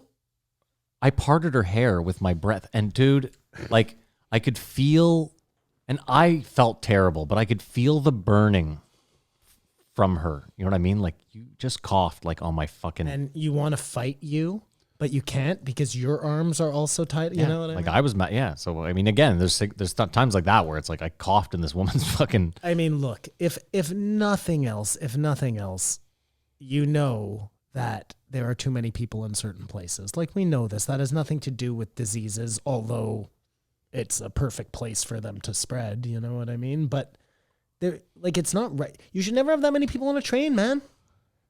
It's just not right. It's not how we were meant to be. We're not fucking. I was going to say we're not sardines. I don't think sardines are sardines either. I don't live in cans. It's so interesting because I was thinking about Tom Green and Joe leaving LA, and I was like, for all intents and purposes, Tom is what Joe hates, except that he's not doing it in LA. So like Joe wouldn't mind if all the homeless people in LA dispersed and were camping on like private grounds. Just don't be in my city. Yeah. That's interesting. What's crazy is Texas is number 1 now for States. COVID. Yeah. Well, I also find it ironic. Again, he's like, we should be able to do what we want and this and that, but then he gets a $200 COVID test every single day. I mean, he's not overly concerned about doing what he wants because he's in a place where it's not legal to smoke weed. But again, that was out the window this week. Ragging on Joe, like the Chapelle law. The guy is right. Okay, I don't care. He got out of a place where there are too many people, and I get it. Like it is lame in some ways to like ditch out on the place I don't that really made care. you or whatever. I genuinely don't care. I just fuck that, man. Like I'm telling you. I would get up and go right now if I could. Just to like, I don't mean like a far like Austin. I just mean out of the city. Cities suck. We don't need cities at all. Unnatural. Like at all. Unless you're like a raver or a club kid, you don't need cities. I like the city. Still to this day. I mean, listen, if I had the money, I would buy a home. You would live in one of those big cities. Dude, I lived in New York. I wanted to live in New York. Like that was a specific, like right now. But that's because you wanted to act though. Like, no? Even then, Simon, right now, if I had the money, I would, if money was not an issue, I would buy a small place in That's LA. what I mean. You would keep a place in Venice, in a big city. For sure. Yeah, no, I couldn't do it. Not even a place. Like that wouldn't be where I'd want to go visit. Keep in mind though, like if money's not an issue, I also have a place in Hawaii that I go often. I mean, that's a weird argument. Let's make money an issue. Yeah, so if I have one place, One place. Listen, I'm also getting older. Like there's a part of me that kind of gets the whole place in Florida thing. Yeah, who the fuck wants to spend winters here, man? Not me. You don't have to. Not me. Exactly. The old people don't want to spend winters here. I'm telling you, again, totally seriously here. If I didn't have kids' responsibility, that the stuff I've given myself on purpose, I would be gone. I would be traveling. Me and my wife, like there is nothing motorcycles? holding. No, not on motorcycles, but maybe I'm like a motorcycle on the back of a Winnebago. You know what I mean? Like there is nothing holding me. We always say that though. Like my parents, like my mom just retired, and my stepdad, she keeps being like, he's going to retire any day now, and they're like, we're going to buy a used RV and we're just going to go. But there's a part of me that's like, are you guys? They have you. They have you and your sister, and that keeps. I'm not being. I'm saying like my parents have. If I didn't have kids, Or you're saying if you didn't have them at all? no kids, I'd be just as free as a bird. You know what I mean? I would take my dog or but let me ask whatever, you- and I would. Can I ask you a question though? So like, let's say again, money. So let's say you have $5 million in the bank, US. Let's make it a fun amount of money. So it's not an amount of money that like you can just fuck off and do absolutely whatever you want, but it's enough that you're more than comfortable. Okay. So you can. Shep's done high school. I'm imagining it. Okay, Shep's done high school. Aoife's obviously already done high school, but she's free. So you have enough money that you can set them up where they're not like in a pinch you can just send Shep money to get out of jail or whatever the fuck. You're really going deep on this thing, man. I'm just saying, then do you still just fuck off? Like is that? No, but that's my point. That's what I'm asking. I would, as a parent. What kind of fuck off are you talking? As a parent, you have a. But I'm 40. I know, but even my parents right now with me, like, you have something with your children that you. I've never had a kid. It's gross. That you want to be close to them in case there's a problem. That's how I feel, anyways, and I know that's how my parents feel. I'm sure there are parents that feel other ways, and maybe it has something to do with like. I don't know, like how helicopter-y your parents were as a kid. I don't know. Maybe that shit comes into play. Maybe. But like, if I didn't have kids, I see what you're saying though. Once they're all taken care of, I would just move outside of the city so I'd have the best of both worlds. Sure. But if I didn't, I'd be traveling. I would legitimately, not on a plane, obviously, but I'd go, like, I just wouldn't care. I mean, COVID now, you're probably not going anywhere, but I would like drive from ancient civilization site to ancient civilization site through the United States, from like the Serpent Mound to the Grand Canyon, you know? What about you? You got $5 million. What are you doing? I think I would just pimp out my land, just fully The sustainable. land that you currently own. Mm-hmm. It's good enough. So for you would me run out like there. power and water and all the. Well, no, I mean, if we're going to get serious, $5 million, major That's the solar. So hold on a second. I'm sorry. I just hold on. I'm going to reformulate your dream a little bit. Why? Because why keep your land? You're on a river. Yeah. Yeah, you could get like a fucking great place on a lake or something. Yeah, with fucking 500 other people in the lake. No thanks. No, I really you like could my get- spot. Okay, sure. Is it a family spot? Yep. Okay, Been so it family has for years. nostalgia. But Okay, you well, there can't you go. see anyone. That's fine. From where we are. Nostalgia matters a great deal. I'm though. not a big boat. Like I would sports probably guy. have to go back and buy my island. You just gave him unlimited money. You know what I said mean? 5 No, million. 5 million. Oh, 5 million. It might as well be unlimited money. U.S. Like, guys, I can't even imagine like 100,000. You know what I mean? You'd go to a 5 lake where you million. couldn't see anyone for 10 kilometers. I mean, that's no. the I'd opposite. go on a lake and I'd buy the whole lake and I'd give a bunch of my friends lots and like we're talking about big cash here. That's guys, you know? a big picture. I'd buy the fucking lake. This would have been a great discussion for the Tom Green podcast. Anyways, yeah. Okay. Okay, sorry. Let's see what else I got. in here. Christakis, back to him. We got way the fuck. Yeah, I way the literally, fuck I off, literally right? was making a poignant point. yeah, what was we it? said Tim Pool, and then we spent 35 minutes going way the fuck off topic. I thought maybe we'd get back to it at some point. No. Didn't come back to any of us. I mean, I felt like finally Joe had a good voice of reason on that was. You disagree? I just think maybe for Americans, the way they've been handling it, they should listen to what we're doing. Like exactly everything you said is not. There was no new information or like, oh, I didn't think about it like that. But Kamar, I always I always say this too. We're doing it, but we only see Ottawa. No, there's no place where you. Well, I guess Vancouver 3 weeks ago they had some places you had to wear masks, some places you didn't. But now you have to wear masks everywhere. Just has been pretty. I thought his point about like the Swiss cheese defense was a good one. Nice drawing. Oh, you were looking at that? Yeah, I saw that. No, but that really does make sense, right? Like one thing isn't going to do it. You need 4 things or whatever. Let's patch those. Those are all like, again, it just goes back to this mask argument. Like maybe it works, maybe it doesn't. It's one more fucking hole. The biggest thing would be if every single, like in North America, did the same thing.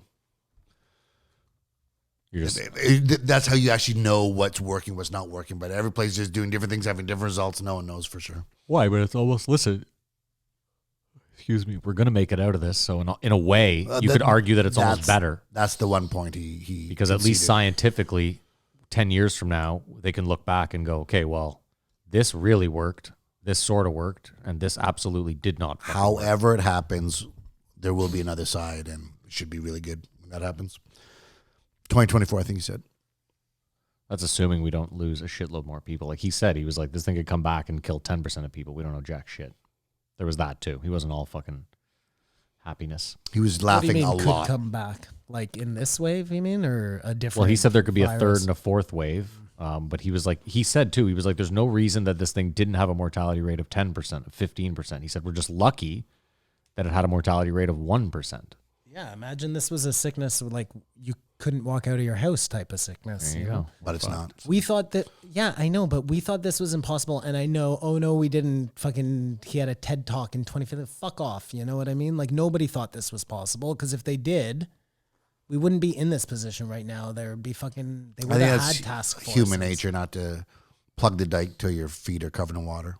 But Simon, think about like the government, for example. Let's say, just hear me out. Let's say someone in 1990 implemented a pandemic task force that cost, I don't know, I'm just ballparking, $1 billion a year. And let's say the government pays $1 billion a year for 30 years. Eventually someone's going to come along and go, what are we doing here?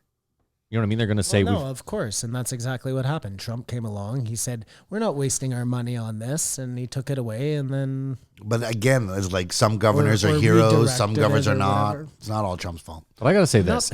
I got to say this. As much as I think Trump is a fucking moron, it's tough to argue that something he got rid of 3 years ago is just completely like there's no remnants of it. You know what I mean? No, and I think when you actually look into it, I think it actually got diverted into like another thing that pretty much did the same job, but it was just called a different. It's just look, it's political ammunition.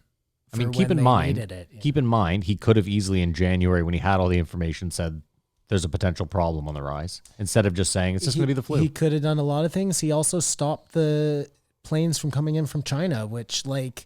That no fucking brainer. You should have stopped all travel in the United States immediately, you know? I said that right off the jump. This guy was a voice of reason, but it was weird how he got into it. Me and my Chinese associates were looking at phone records to see people's behaviors, and we noticed in China they had a lockdown. Do you think this guy might be a spy? No. I think he's just a Yale fucking professor who looks at weird data sets to figure out all sorts of fucking... I mean, again, I think he's just wildly smarter than I am.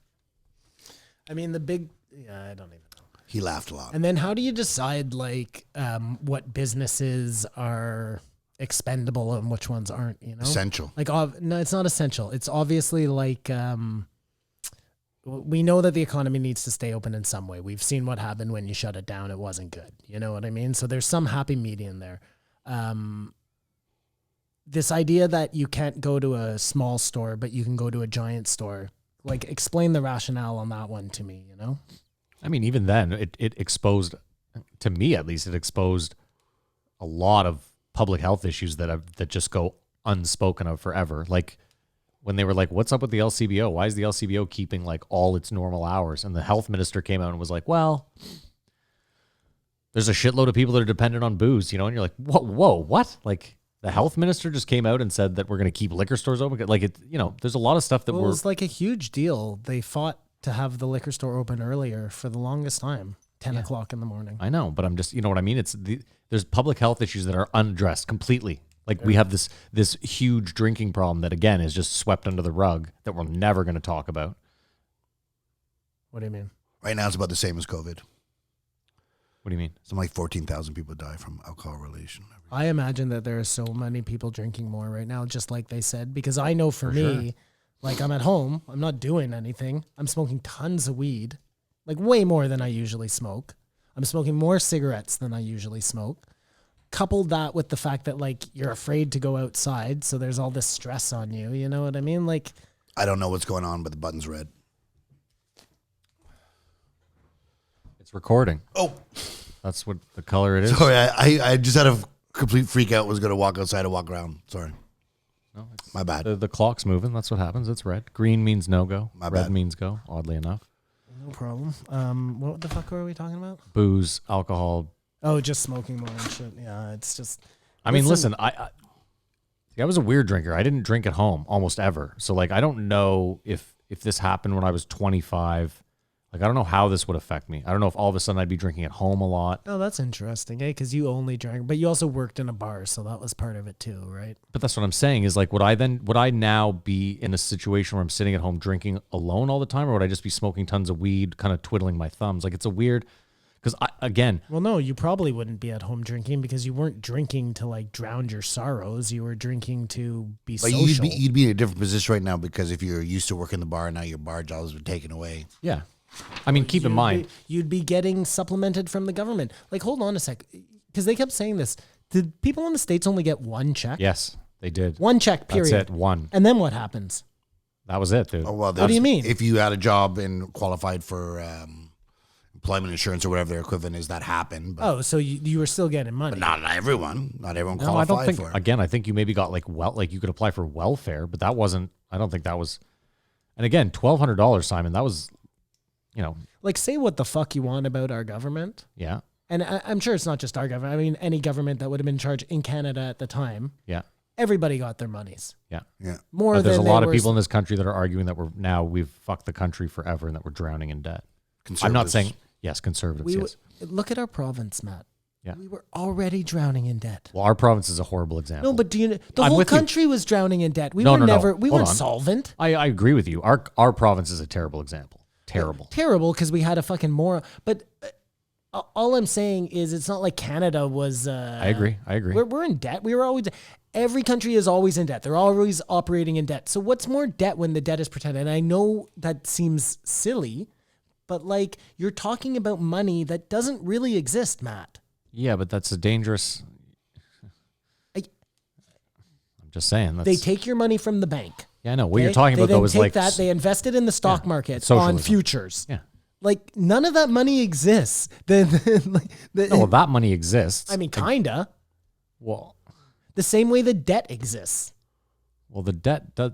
I mean, the debt does exist. I know this is very. Keep in mind too, like we're getting really bare bones here. All money is debt. A $1 bill is debt. It says it on it. This is debt. That's what it says. That's the idea of money. We've obviously gotten super far away from that system of, where the gold backed it, and that's really what it was. It was saying this. They're Anyway, about to phase out the Canadian $1,000 bill. I've never seen one in my life. to I be saw one. honest. the fact that they have a $500 bill is insane. I've never seen one of those either. I have a bunch of $2 It's, bills. I think you have seen a $500 bill at the casino. No, I've never. No? I've seen $500 chips leave my hand. Browns are. Hundreds. I'm pretty sure I've seen a $1,000 bill. I don't think Anyways, I don't think it exists. you don't think a $1,000 bill exists? 1,000 or a does. $500 I don't bill, think rather. 500 does. I didn't say it whether it did or didn't. That wasn't my contention. I just said I'd never seen it. My apologies.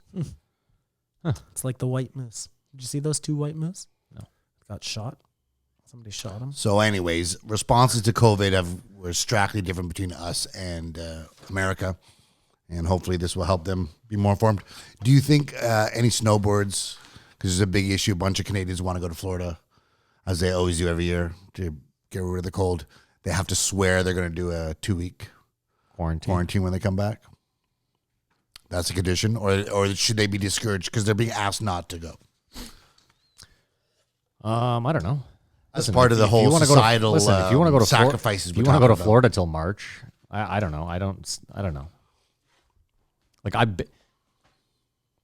where I go to Florida, Sarasota, I don't think it's. I'm not trying to be critical of you. No. It What just I'm is using the as an news. example, Kamar, is like if you were to go stay in Sarasota right now and stay there till March, you could very, very easily wear a mask and social distance with no problem. The Have a median safe age, bubble. the median age there is like 54. You could go to the beach and have ample space. You could spend your time just in the backyard. But we're talking about thousands of Canadians. I get it. Again, it's how those thousands of Canadians choose to spend their time. If you're going to Miami Beach to be a fucking asshole, then I would suggest you maybe stay in Canada. If you're How do gonna you feel about quietly, them, Simon? the snowbirds? The snowbirds who are planning to go to Florida but are being asked not to.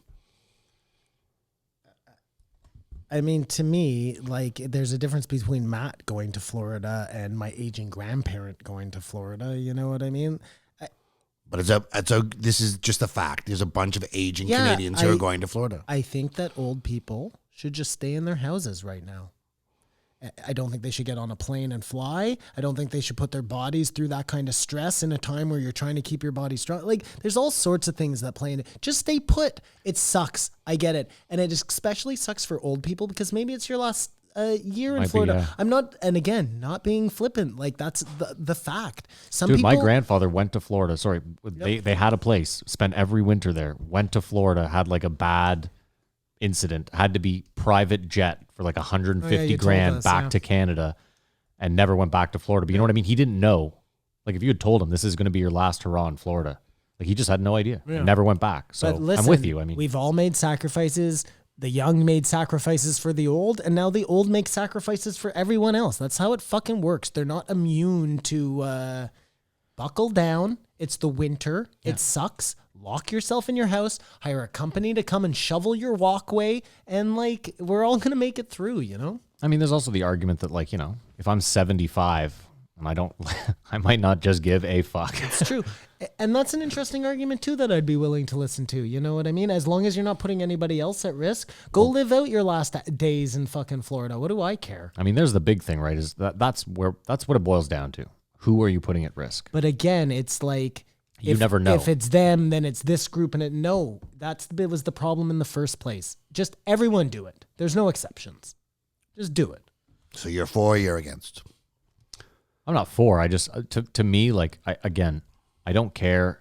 I think if reckless people are going to be reckless. Reckless. Well, you know what I mean? Like if you're like Simon, if you're the type of person that's social distancing here and wearing a mask here, you're going to be doing that over there. That's how I look at it. If you're a reckless asshole over here, you're going to be a reckless asshole over there. So it's tough, Kamar, to lump good people in with bad. That's how I look at it. Part of me is like, you know, I could see why a Florida person would be like, no, fuck, we don't want more people down here. You know what I mean? Everybody just stay where they are. I get that argument too. But Florida's also probably like, no, They want the people. their to economy- come. And they're sort of Floridians if they go there every year as snowboards. Like they have a place there, ideally. Well, if you own a place there, that's where a you're whole going. different story. Exactly.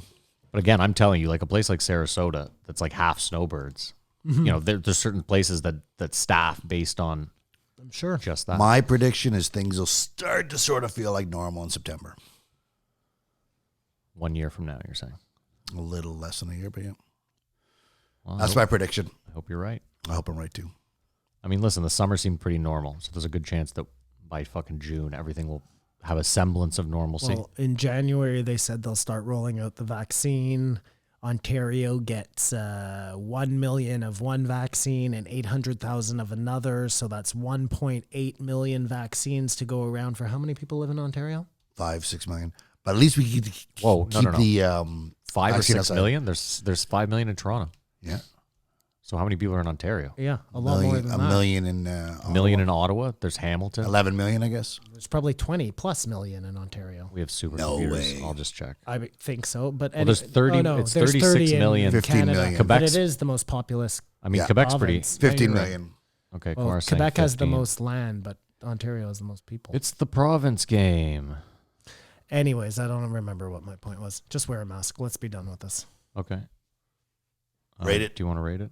I mean, it was so fucking boring. I give it a 3. He did a fine job. He did an okay job. It was boring. I found something new. I don't think you should sell the book. I think you should just give it out as a informational guide. It should be a web book. Yeah, just give And it out. I give it a 3. The government should pay him for it and just let him. Something like this. But It's 15 million in Ontario, 14.5. Well, so there you go. So that's a problem. If we're only getting 3 million vaccines. Well, because it goes to the frontline workers and then to the old, which is a really that's interesting, eh?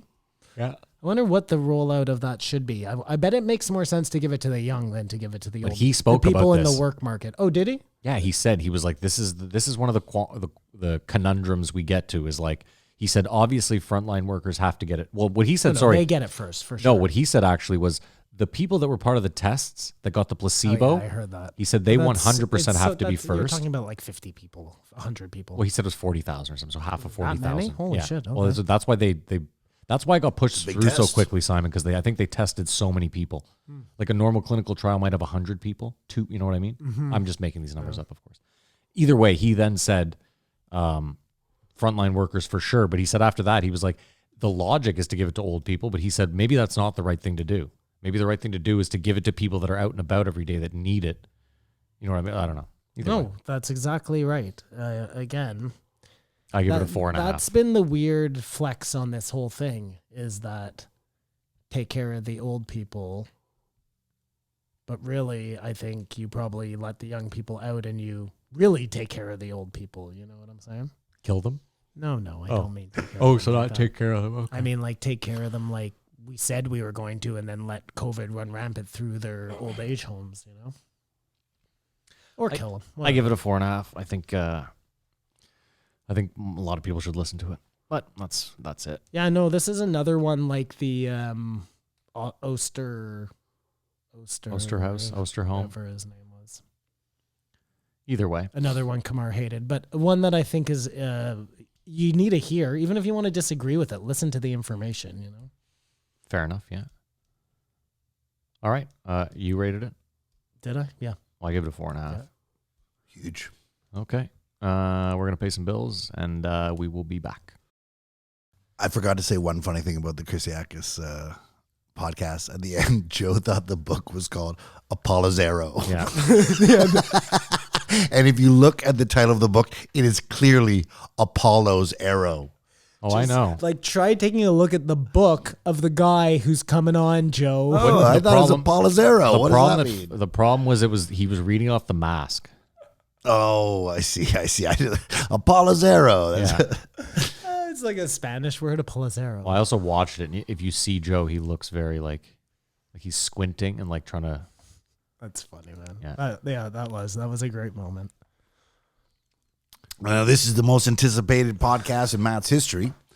What a letdown. But a bit of a letdown. Like I said, had they not showed Dave Chappelle's name in the thumbnail, it would have been a fabulous surprise. And I think if he hadn't have said that he was coming back for like a real one, I would have probably been like looking for more out of this one. But because right away I was like, oh, this is nothing. This is a you know teaser, what I yeah. mean? And it gave credence to your theory that he would never do it because he said, you tricked me into doing a podcast, implying that he was never intending on doing this. But then he got there, saw the setup, was like, okay, I'll do this. He said something so funny at the start.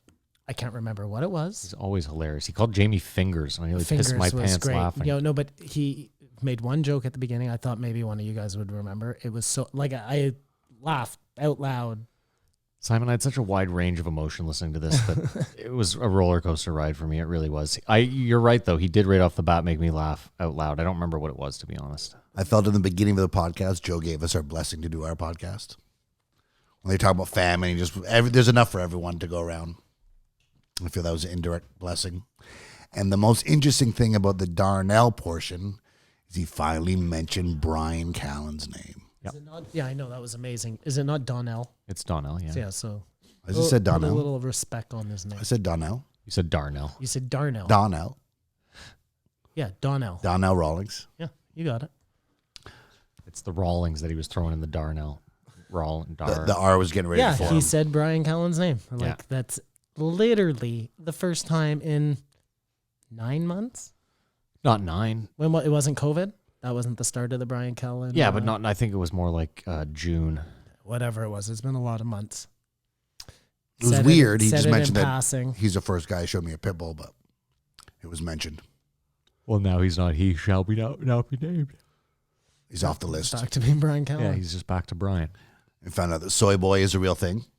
And Donnell found that out. What do you mean that's a real thing? If you eat a lot of If soy, you eat a lot of soy, raise it your can estrogen raise level. your- yeah. So make you more peaceful.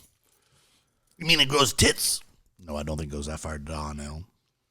So we all agree then this was just Donnell's episode, and Dave happened to be in town, and was like, "I'll just drop in," right?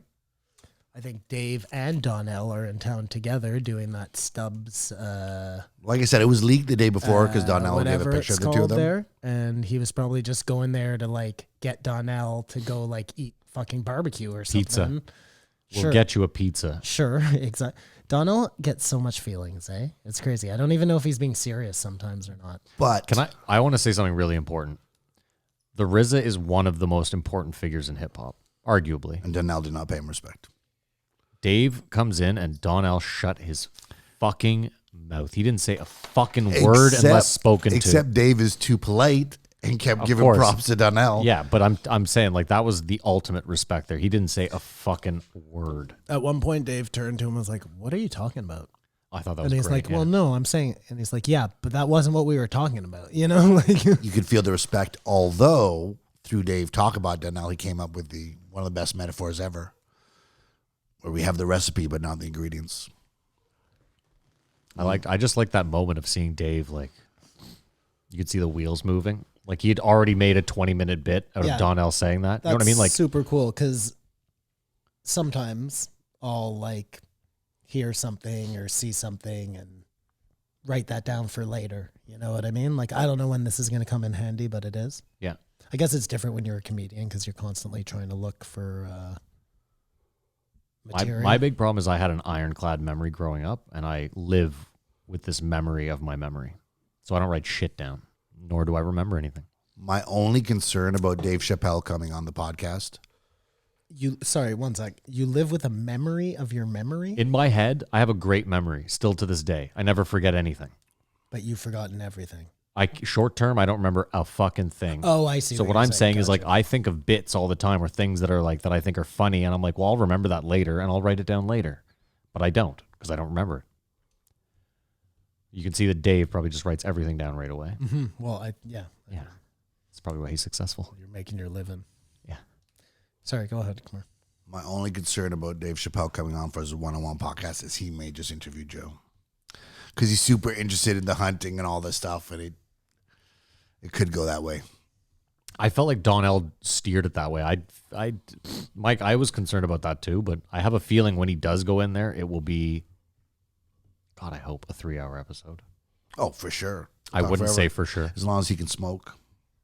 Well, that too. I love how, like, Dave breaks all the rules. Like, Joe would never, ever let another guest bring someone in mid-podcast, get in the way of all the cameras, like, totally interrupt the podcast for all intents and purposes, and then fires up a cigarette. Like, when was the last time? Well, I haven't seen anyone smoke anything in there. Maybe vapes. Cigars, sorry. I've seen people. There are very few people who smoke in Joe Rogan, in all fairness. Like, I'm trying to rack my brain thinking Stanhope. Big Jay Okerson, I think, maybe back in the... I don't even think he did. Okay. I think he, like, showed the respect because he's not as big as Joe. You know what I mean? Well, I think Stanhope, too, is like, the only way I'm coming is if I'm smoking. And Was Well, the- yeah, and what- Stanhope does whatever the fuck he wants. Was the joke when he said weed's partly legal in Texas, and Dave said, I'm partly a criminal, so let's get at it. Maybe that was funny. But yeah, that was the first weed smoke in the studio, as far as we're concerned. All bets are off when Chappelle's in the There house. was some crazy camera work. Oh no, it's in the next episode. Shit. Okay, remind me of the crazy camera work in the Okay. next episode. You won't remind me. I'm gonna say it now. They keep showing the back of Joe's head. Yeah, no, that They should scar never is show brutal. the back of Joe's head. scar. Then they showed the back of Tom Green's head. Bald spot. Don't show the back of anybody's Oh, head. Tom's falling You know, apart. We no, got but I'm this just saying, like, nobody wants that. Fucking whoever's operating that camera. Get your shit together. I'm sure Joe doesn't want his big happy face staring at everybody or sad face or whatever it is. So I went down a rabbit hole this morning and watched the top 10 freak out moments on Rogan, one of Yeah. those kind of things. Crowder. Yeah, Crowder, that was number one. Always is. Brian Dunning didn't make the list, which is like insane to me. That's should the be 9/11 number- guy. No, the 9/11 guy. Yeah, the Tower 7 9/11 guy. No, Brian Dunning was the skeptic who came on and accused Joe of like. 9/11 guy. Is that the 9/11 guy? He accused Joe of like. It was all about. Well, he accused Joe of a lot of things, but one of them was the finasteride. Am I saying that right? That's remember a guy came on really early and talked about, he talked about, I think it's called finasteride. It's a drug. That's a great or name if it is. A supplement you can take where it helps your liver process liquor. So you can take it and you don't get as drunk or you recover faster. And you don't remember any of this? No. It was like a big deal. And then this guy came and said, Joe, you have a responsibility to... Anyways, it was a big thing. They hated each other. But anyway, I don't know how we got here. I don't know how we got here. It's your rabbit hole. At one point, Joe was talking to Donnell about Bert inventing the drive-in show and stuff. Do you think in 5 years from now, Bert's going to look back and say, I was working way too hard back then? No. As he often does. I don't think I know anything about Bert. He's a machine. Yeah, he likes working. I guess. I wish they had asked Donnell about his episode. Oh, that would have been a perfect thing to talk about. I'm dying to hear from somebody who was actually on that show to tell me, like, how fucking messed up was this? But I thought you said Big Jay talked about it on Skanks. He did not? He did not. Ari just piped up about it. Ari spoke about it. Yeah, Big J did not say anything about it. Maybe they have an NDA? That doesn't make sense. I don't know, but they were somebody was asking whether Bert is actually friends with Caitlyn Jenner. And Ari said, "Are you fucking crazy?" Obviously. So he's supporting her. There's no reason why he should be there if it's Bert with all his friends. Yeah, the whole thing didn't make any sense. Bert wasn't friends with most of those people. He's not really friends with Kaylee Quo. I look at Bert like this, no, but I think he's friends with Joel McHale, and they're maybe banging or something. I guess I don't know. Well, she had a new movie coming out too. Either way, most of them weren't his friends. Come on. Yeah, of course. I would assume that. I think Bert will regret it. I doubt it. I look at Bert very simply. No disrespect to Bert. He's a super funny guy. He's not the funniest guy. He's not Dave Chappelle, but he has the work ethic that got him to where he is. So agreed. He can be, I think he realizes, like, listen, I'm not the best comedian. I might not ever be. But if I'm the hardest working comedian, I'm going to fucking make it. And he has. And he's all the really power funny to him. in different ways, too. Like Dave Chappelle wouldn't get naked with what's-his-name on the bare rug. I agree. That Listen. was fucking hilarious. Come on. That was so funny. I think he might. Listen. No way. Are you crazy? Simon, I'm with you. I said he's funny. I didn't say he's not funny. I didn't say I don't like his comedy. I just said I don't think many people would put Bert on their top 10 comedians of all time list. No, yeah. But so what I'm saying is, if you're not that, then you have to fucking work your ass off. And I give Bert all the credit. Like, other comedians can talk shit all they want. They're just jealous, as I see it. I just think that if COVID was not a thing, Bert would have been on his normal course of doing shows and getting better and all of that. And because, I think this is what I was trying to get at earlier, because people have been robbed of their ability to do that, they've had to fill that gap with other things. Most of them are probably going to suck because they were thrown together on the fly. You know what I mean? They weren't like... But do you not just think he's doing his same set, but just in front of a drive-in? No, I'm not talking about that. I'm talking about the cabin. Okay. I'm saying, like, the cabin never would have happened, I don't think, if COVID didn't exist. I think that was something that was put together. Oh, no way. The cabin happened way before COVID existed. Yeah. I agree with that as well. What?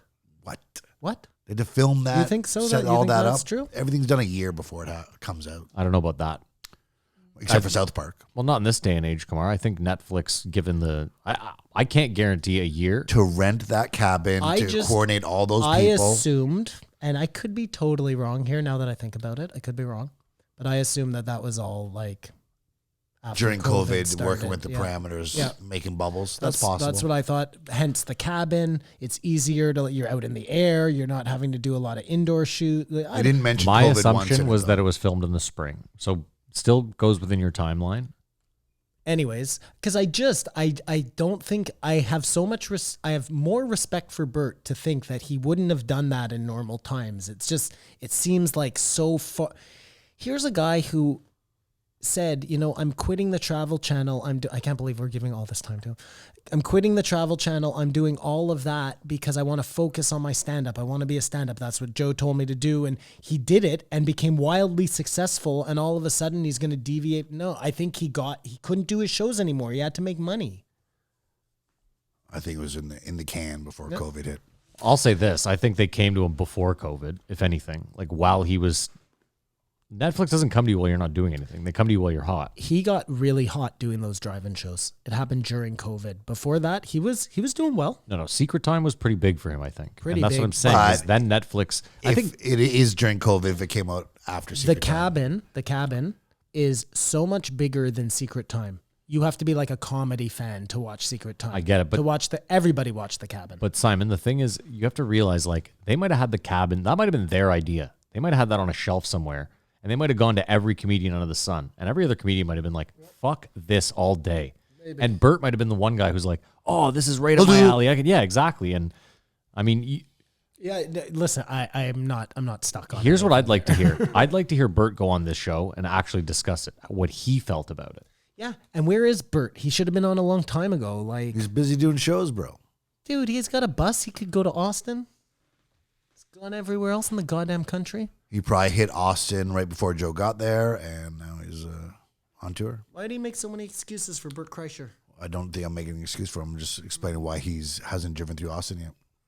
He's out there doing shows. Working Either too way, hard. As far as celebrity goes, back to the fucking first dude, I don't give a shit for the most part. I've seen a ton. I just don't give a fuck. But Dave Chappelle is one where I care. Well, I'm envious of the guy. He lives a life that is like, I don't know. And he's not He's crazy. funny as fuck. No, and he's absolutely not crazy. He's grounded as fuck. There are a couple of weird silences, eh? No? I was Well, trying this to is leave a weird silence. Yeah. No, but during that podcast, there were a couple of weird silences.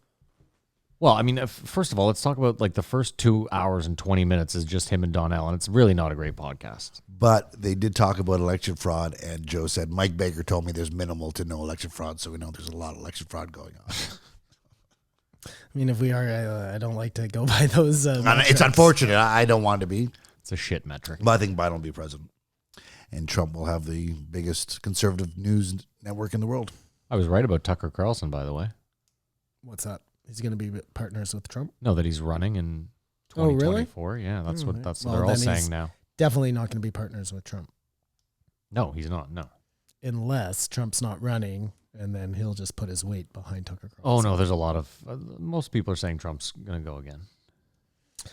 Oh, man, he's also 74 years old. By that time, he's 78 years old. Like, who knows? What was it? What did I hear? What I heard is that he's gonna leave office early, and have Mike Pence pardon him, Alan Nixon.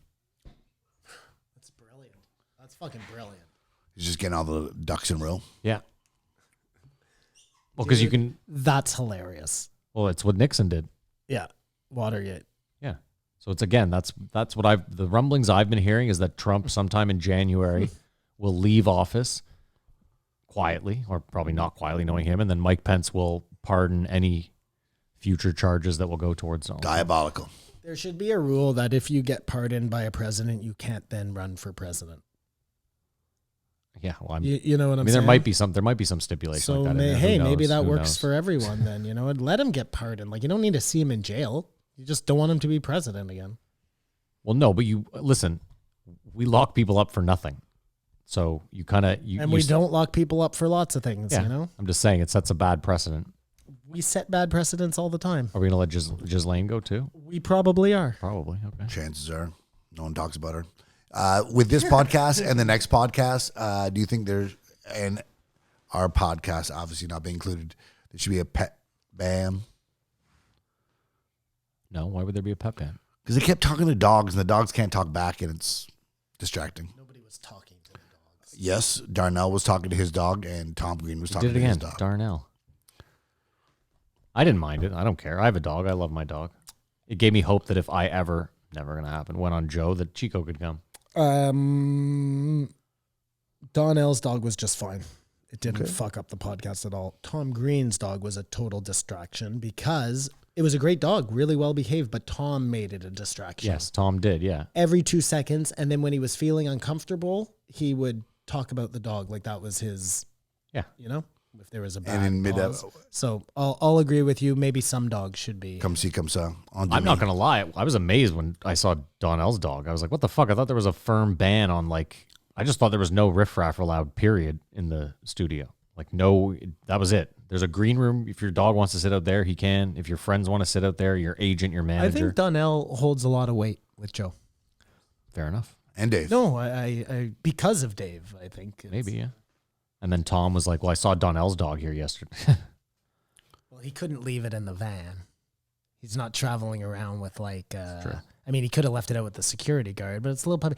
I'm telling you, the dogs were great. I had no problem It was with the the dogs. humans that I had were a the problem with the problem, dogs. like always. Yeah. I agree with that. Yeah, because you don't have a dog.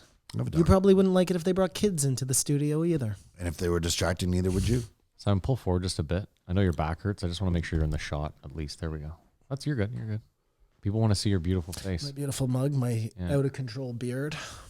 I Manly. put shampoo in my beard this morning. Bad idea. So at the end of the day, it was highly anticipated, but greatly disappointing because it wasn't what it could be.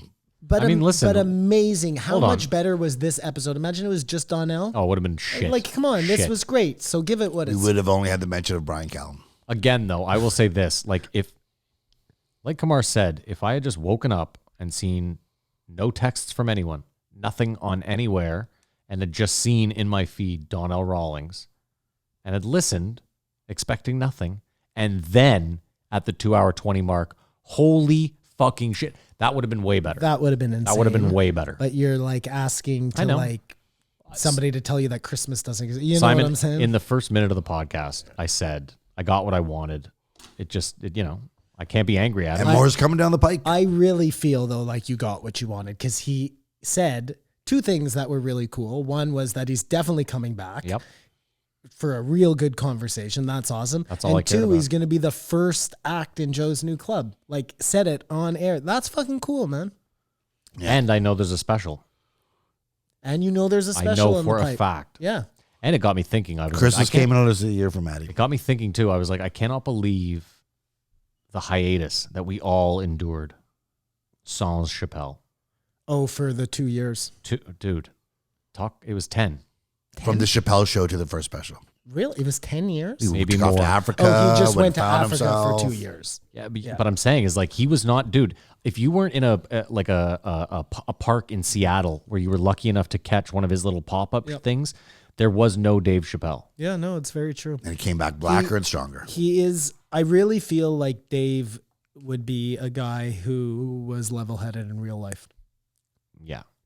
I mean, again, everything he said on this podcast about why he doesn't live in LA, like everything mean, made sense.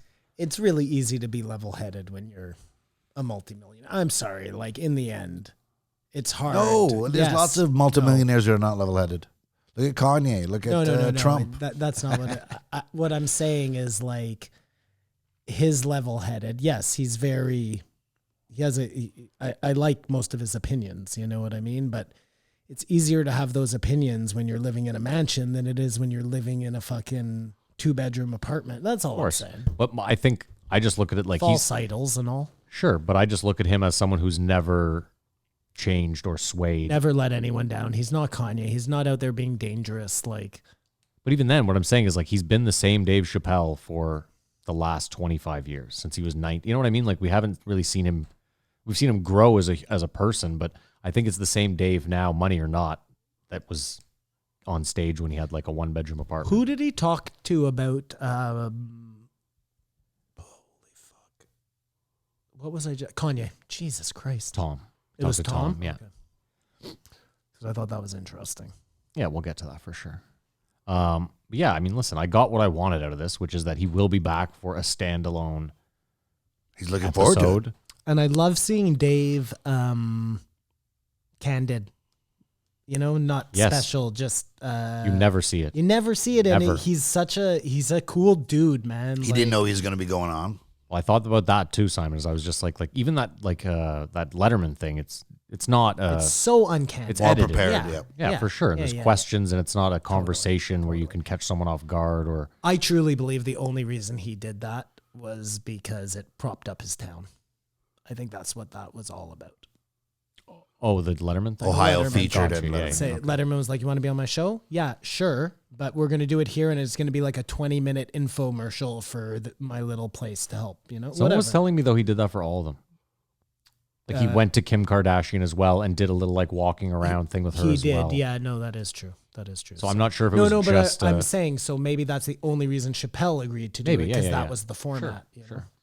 I'm just saying... Because why the fuck would Chapelle do Letterman? Like, I'm thinking about it. Because he was a huge Letterman. Because to him, he was on Letterman a bunch coming up. I know, but it's not Letterman. It was so... like It is still Letterman. No, I know, but when you watch it, it's very...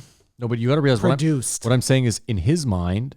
That's as close to Letterman. It's like Carson. You know what I mean? Like if Johnny Carson was alive... Why, did he never do Letterman? Is that what you said? He did Letterman. What I'm saying though is it still has that thing to him, that hold from when he's young of like... Okay. And I don't hate Letterman. Listen, I love Letterman. One of my favorite parts of the Comedy Store documentary was the David Letterman stuff, because I just had zero idea. I didn't even know he was a comedian. That's how stupid I am. Oh, all those guys, yeah. Like I had no idea. I thought he was like... Really? That's weird. What's weird to me... The only one is Conan O'Brien. Is how crazy Leno used to be. And then where he ended up, you know? Like he's just... But to say where he ended up, he's filthy rich. He's amazing, but like... He was a guy who was pushing the envelope back in the day. He was the best comic. Made all the money. Yeah. Stopped pushing the envelope. Dave makes all the money. Continues to push. I'm not Letterman, but Letterman too pushes the envelope. But Chapelle, you know what I'm saying? Like there are two ways you can go. But I think again that's why Chapelle left the Chapelle show as well. As he was partly like I don't want anyone looking over my shoulder anymore. I'm done with this whole, and presumably Bill Burr laughing too hard at a joke that he shouldn't have. That was Bill Burr? No, on Opie and Anthony, they forever were like, it had to be Bill Burr. It could only be Bill Burr. I thought it was a crowd member. That's what he said. No, there was no live audience. The live audience was only for the intro part. Or maybe it was like... it was while they were filming. It was all there. Okay, sure. But they sat there and watched it, didn't they? Or they just did that live the crowd watched it too, yeah. So maybe that's when they laughed. But he was saying it was in production that someone on set laughed a little too hard. But again, it's just insane that he just disappeared for that long and then came back and got $100 million from Netflix. You have to be... Blacker, stronger, richer. You have to be some kind of like person, you know? Meaning like you have to have a real something to your art to be able to disappear. Hopefully like that. when he comes back on Joe, he'll talk about that stuff. I mean, imagine if you just didn't paint anything or draw anything for 10 years. I'm a terrible example. No, but fine. But no. It's a perfect example. Imagine if you didn't draw or paint anything for 10 years and then you sat down at an easel. Like I'd be terrible, but I meant even more than that. Like when you're famous and you go dark. Yeah. You might as well fucking write your career off, man. You're done. And 10 years? That's unheard of. But forget about all the career stuff. I'm talking even as your craft. Like to rarely go on stage and to just like... That's why he's the GOAT. Not only to rarely go on stage, but to then come back and say to Netflix, listen, I got 2 in the can. Yeah. The difference is, Maddie, and the part you're probably just leaving out a little bit, is Dave Chappelle is a genius. And if you had Picasso not paint for 10 years, he'd probably still be a genius. Yeah, you're right. You know? Again, I said in the Kanye episode, I don't like throwing that word around that much. Dave Chappelle is 100% in that fucking category. You hardly ever hear me use that word. But like as far as if in your craft, oh yeah, who's better than him? No one. There's no one. No one, man. And not only better I don't even know in history. Like I know if you ask Chapelle, he'd be like, "Oh, Pryor's the GOAT for sure." He'd name Chapelle is the GOAT. Oh, in my opinion, I can't think of a close second. Chapelle is the GOAT. Yeah. Well, maybe Pryor is second, but Chapelle is the Pryor's GOAT. a close second. Sure. Then George Carlin. And Carlin's definitely in the top 5 for sure. Eddie Murphy, man. Eddie Murphy's in the top 5. Yep. And that's even hard for me because I'm not a huge Raw fan. I found in Raw it like got weird. Love Delirious though. But that one album. Eddie Murphy, Richard Pryor, Dave Chappelle, George Carlin. Imagine one album cementing you as like a part of culture. Young. You know what I mean? He's like 21. One album. All right, Rocco. Amazing. Although Billy Connolly was hilarious.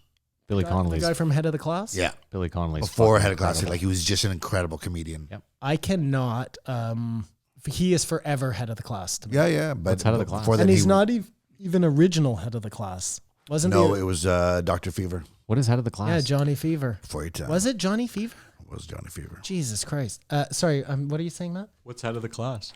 Head of the Class was a show on, it was a sitcom. Arvid was a pedophile, it turned out. What was even the fucking premise? It was just a teacher and his class? It was adult high school or something. Yeah, something like that. So like Community? Yep. Sort of. but way less. But more sitcom-y. Yeah, more sitcom exactly. In one room in a loft shack. But Billy Connolly is... And it started with Johnny Fever as the teacher, who was WKRP in Cincinnati host there of the rock show. And then, did he die on the show? No, or things just there was changed. Contract They got a dispute. new job. And all of a sudden it was Billy New Connolly. teacher. Billy Connolly's incredible. And that was really hard for me because, like when you were Get like... used to something. Yeah, yeah. But Billy Connolly is an amazing comedian. I didn't know that. I didn't know. I knew he was a comedian. I didn't know he was like... But amazing, like prolific. Like doesn't write stuff down, didn't write jokes, was just hilarious. I saw Can go for hours on Carlin end. the other day riffing on some like a show, not a comedy routine, just talking. Yeah, on like a late night show. That guy had fucking things to say, man. Holy shit. That'd be cool if Dave talks about his favorite comedians on the next show. There's so many things. I mean, yeah, I'm really excited. that's- Anticipation's there. I'm so happy for you, Maddie. I'm really looking forward to actually getting him on there just by himself. Unless Be funny he if he just brought- asks Joe questions the whole time about hunting and I mean, fighting. my real hope is that he doesn't go on too close to January 20th. He said right after.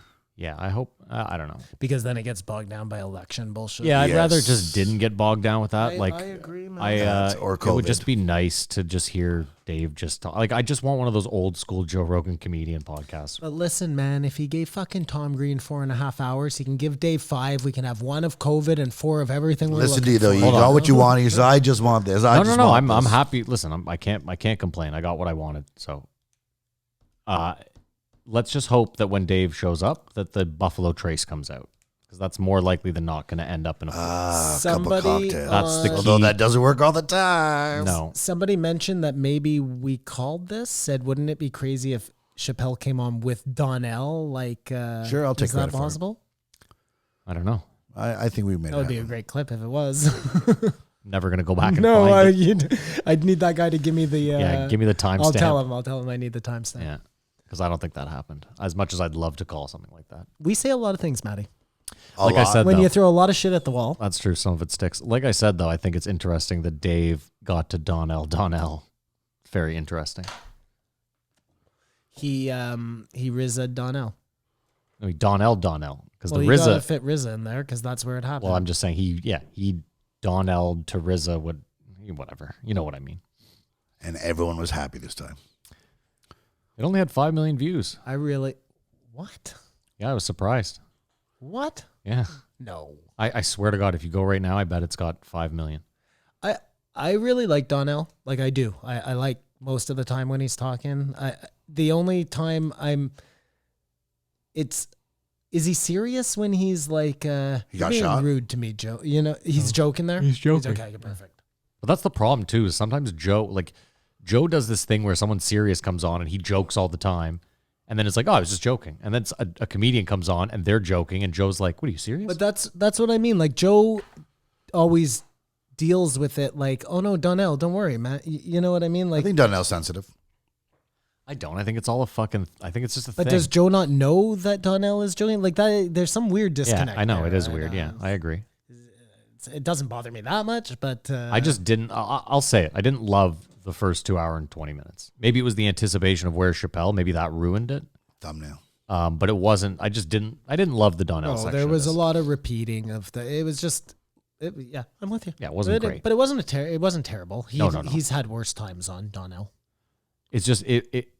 When I finished it, I sat there and was like, it's going to be tough for me to not give what I have to give a 5 to. You know what I mean? Yeah. Like, So I missed the story about him getting shot. What did you miss? Did he get shot?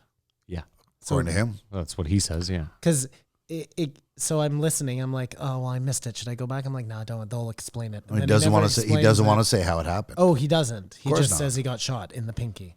Dude, that's fucking Street code. Yeah, I was gonna say Code of the streets, man. you're not talking. You don't say shit. No, I bet he didn't even tell a cop. This sounds like he like put a nail gun through his finger or something. That'd be You know what hilarious I if mean? that's the actual story. Like it's like a total fucking fabrication. Same it's diff. It's a Brian Callenism. The story of the knows? shooting will die in the streets. He made it seem like he definitely got shot. That's all I know. In the pinky. No, his thumb. It's blown open if you show the picture. Oh, it really his is blown Instagram. open? So Something. it's definitely not a nail gun? Totally could have been a nail gun. I've never been shot by a nail gun, though. Imagine that could do that kind of damage. Do you know how hard it is to fucking shoot yourself with a nail gun? But he said he got the bullet out, so I don't think it's hard at all, man. It's tough. Why do you say that? But Well, you'd the have to be safety shot on by the a end nail is gun. a big thing. Someone have to shoot you. Okay, but you have a board. Yeah, I mean that's the only way is you put your just hand put down. it right onto the Yeah. thing. You think you're putting it on the board, and instead it's on your thumb. He shot himself. He shot himself in the thumb. I'm not saying it's impossible. I'd like Simon. to pull up a stat With of a gun. how many injuries from nail guns and thumbs. Just hear me out. I'm a reckless human being. Don't care about shit. I worked with a nail gun for like 2 years straight working for my dad, and I never put a nail through my anything. So And you were probably high the whole time. So you know what I mean? It's yeah. I would assume that a real. out of all your anecdotal evidence, I'll accept that one, Matt. Keep in mind, Simon. I'm not saying it doesn't happen. For sure, people shoot themselves with nail guns. I know. All right. But let's ask this Oh, in you're running closing. this show. Let's ask this in closing. Do we think Donnell had a nail gun? No, I think he shot himself with a gun. Okay. Like he shot himself now. That's You're what I going think. with you're going with this. With a gun. Well, did he say he shot himself or He's got not going to shot? say how it happened. He's just going to say he's got shot and he's on the mend. He's on antibiotics. There was some They got Twitch, the bullet out. some Twitch streamer like 2 weeks ago was drinking on his stream and pulled out his gun and just started like flexing with it. Sorry. Put a hole through the wall. Permanent ban on Twitch. No way. Yeah, he had a huge Twitch channel. Well, not huge, but you know what I mean? Like he was making money off Twitch, and You obviously can't show weapons on I don't think you can Twitch. fire. Well, I mean, it's illegal to fire a firearm in city limits, so breaking any law on Twitch is an automatic. Right. But do they have a lot of people who are just showing firearms on Twitch? It's a good question. I don't know. I doubt it. I They have a thi- bigger problem with copyright right now. I don't think you can show firearms on You can't smoke TikTok weed on either. Twitch. You can't smoke weed on Twitch. No. It's kid friendly. Well, that makes sense because it's like video games and shit. Just if like you're like a little kid watching, you know. Yeah, I mean, I guess you could argue that. Yeah, I guess you could just put an age thing. An or age yeah, I thing. mean, I mean, porn's all over the internet. Are we arguing it's that kids? really can't- hard like- to push over 21. But again, the same argument can be made with anything on the internet, right? Like kids have access to all that anyway. So what? Like me smoking weed? While Oh I'm yeah, so we're talking about how should they burn it all down, man. there you go. I guess All we're right. done then. I mean, it feels wrong, but he really wasn't on for that long. Doesn't matter. You know what I mean? Doesn't matter. It is what it is. and we there do was what we do. COVID, political talk. Otherwise, it was Donnell. Let's do it. Let's rate it. I told you, black people don't believe in vaccines. It's going to be a big problem too. You're saying that because of Dave? I said that like 15 episodes ago. Oh, 20 Donnell episodes said ago. that. I thought that was an interesting moment, and that's kind of what sparked our conversation from before. But I feel like he was like, look, everybody is anybody who thinks should be wary. They sped up this process by a motherfuck. But how many times do you say like, fuck it, I'll take the chance? This is just another one of those times. Well, it's just like not wearing a mask. You know what I mean? Just fucking take the chance. You ever been to a carnival? I have. You ever ridden the rides? I have. Oh, there you go. Yeah, you took a huge Same chance thing as a there. vaccine. Fucking carnies smelling like That's cabbage. what I'm saying. Using their webbed hands to try and screw fucking bolts into roller coasters. There you go. Simon got what I was saying. Okay, well, let's rate it. We'll start with you, Simon. I want to hear you guys first. I'm giving it a 4 because I have to. I guess that's where I'm at. This So- was not a 4. Like, I wouldn't... So that's like a 2 for Donnell and like a 5 for Dave. Listen, if you start listening at the 220 mark, it's a 5. It can't be anything but, can it? For me, at least. No, at that point, well, I mean, it's close. It's Yeah. close. It's not a 5, but it's close. But you know you get what I'm I do. getting at. I Yeah. do, But listen, do yourself a favor. Like, if you're not a huge Donnell fan, just go to the 220 mark. That's what you're there for if you're there for Dave. You're still going to get some Donnell. You're still, yeah, but not a lot. Even there was a point where he was telling a story this far from the mic. Like, literally, he had his dog Well, he here. was eating, and remember, Joe was like, "You can't do." Oh, that too, man. yeah. Come on, man. We'll get you a pizza. That's when I find Donnell at his funniest, though, is when he's like, I found that like when Dave got there, Donnell was like perfect. I was getting tired and hungry, and now I can like take my dog out, and Dave takes over, and that's why it wasn't like a RZA thing, you know. I'm also so jealous of how high they get. How high they get? Well, I just want a pound of like lime green California Jungle Boys. I know, What's Like- coming? You got Chapelle? That's next. No, I want it. Me. I know. You wanted Chapelle. Oh, so do Got you think him. a pound What's of Jungle Boys has come my way? We'll see. If if Jungle Boys is listening, we're huge fans. Yeah. Go ahead, Kumar. If whoever had done the thumbnail had just put Donnell Rawlings, it would have been a 5 because it would be a crazy surprise, but I give it a 4. And I give it a 4 as well. And for the record, too, when Simon texts saying, holy shit, look who's on, I honestly... Did you know yet? No. I fucked that up. No, you didn't. Because you know what? I honestly went, and I'm not joking, I said, I cannot believe Tom Hanks is on before Dave Chappelle. That will be the day. Legitimately, Simon, that was all that went through my head. Because I said to myself, That is so funny. I said to myself, of all the times that Simon's like sent me something being like, holy shit, look who's on, it's just never been Chapelle. So why would it be this time? You know what I mean? So I was like, No, but the fact that your brain went to Tom Hanks to me is hilarious. that was it. I literally, Matt, look at me. Tom Hanks will never be on Joe Rogan. sure. No, ever. Okay. Now that you've said that, he'll be Time the will next tell. guest. He won't. He's never going to be on. And I don't want him to be on. Okay. I hate Tom Hanks. Okay. No. It was interesting. Did you how- rate it? I did 4 okay, agreement. sorry. Okay. It was interesting how on Kevin Hart's special he said he wasn't as big a star as Tom Hanks. Yeah. He's right there though. He's right there. Yeah. All right. Oscar. Well, let's move on. 1567, maybe, is that it? 68. 1568. Tom Green. Some would say a big mistake. Thomas Green. He was fine for the first 2 hours of the podcast. I know, but Joe gave him an out. Joe gave him an out. How many people, here's a real honest question. How many people go on the Joe Rogan show, finish, and are like, oh, I fucked up. I think he blacked out. I fucked up. I don't know. Because he fucked up. I think he blacked out. He fucked up. I love Tom Green. I want nothing but the best for Tom Green, but he fucked up, man. He fucked up big time. How so? Let's hear this. Well, just like, okay, you have this opportunity. You're going on Rogan. Just be cool, man. Just be cool. Just be cool. And like he was Or like cool. act like you've been there He before. was great. He was so good for the first 2 hours, and then he wasn't cool, man. He wasn't that cool. He wasn't cool anymore. He was so fucking annoying. It was like dealing with a drunk friend at a bar who kept telling you the same story over and over again. I know you know what that's like. It's the worst. This podcast was the worst. Dude, It was really a bad idea. Mary came down to smoke a joint with me, and I'm watching this one as well. I watched this too. And she came down just as they're playing the organized rhyme video. And I was sitting there and I was like, sick, my buddy Greg is in that video. I wonder if he's going to mention him. Because I was already going to send Greg the clip being like, dude, you're technically on JRE. yeah, like, yeah. how fucking sick is this? I have Yeah. a podcast where like, this is our goal and here you are, fuckhead.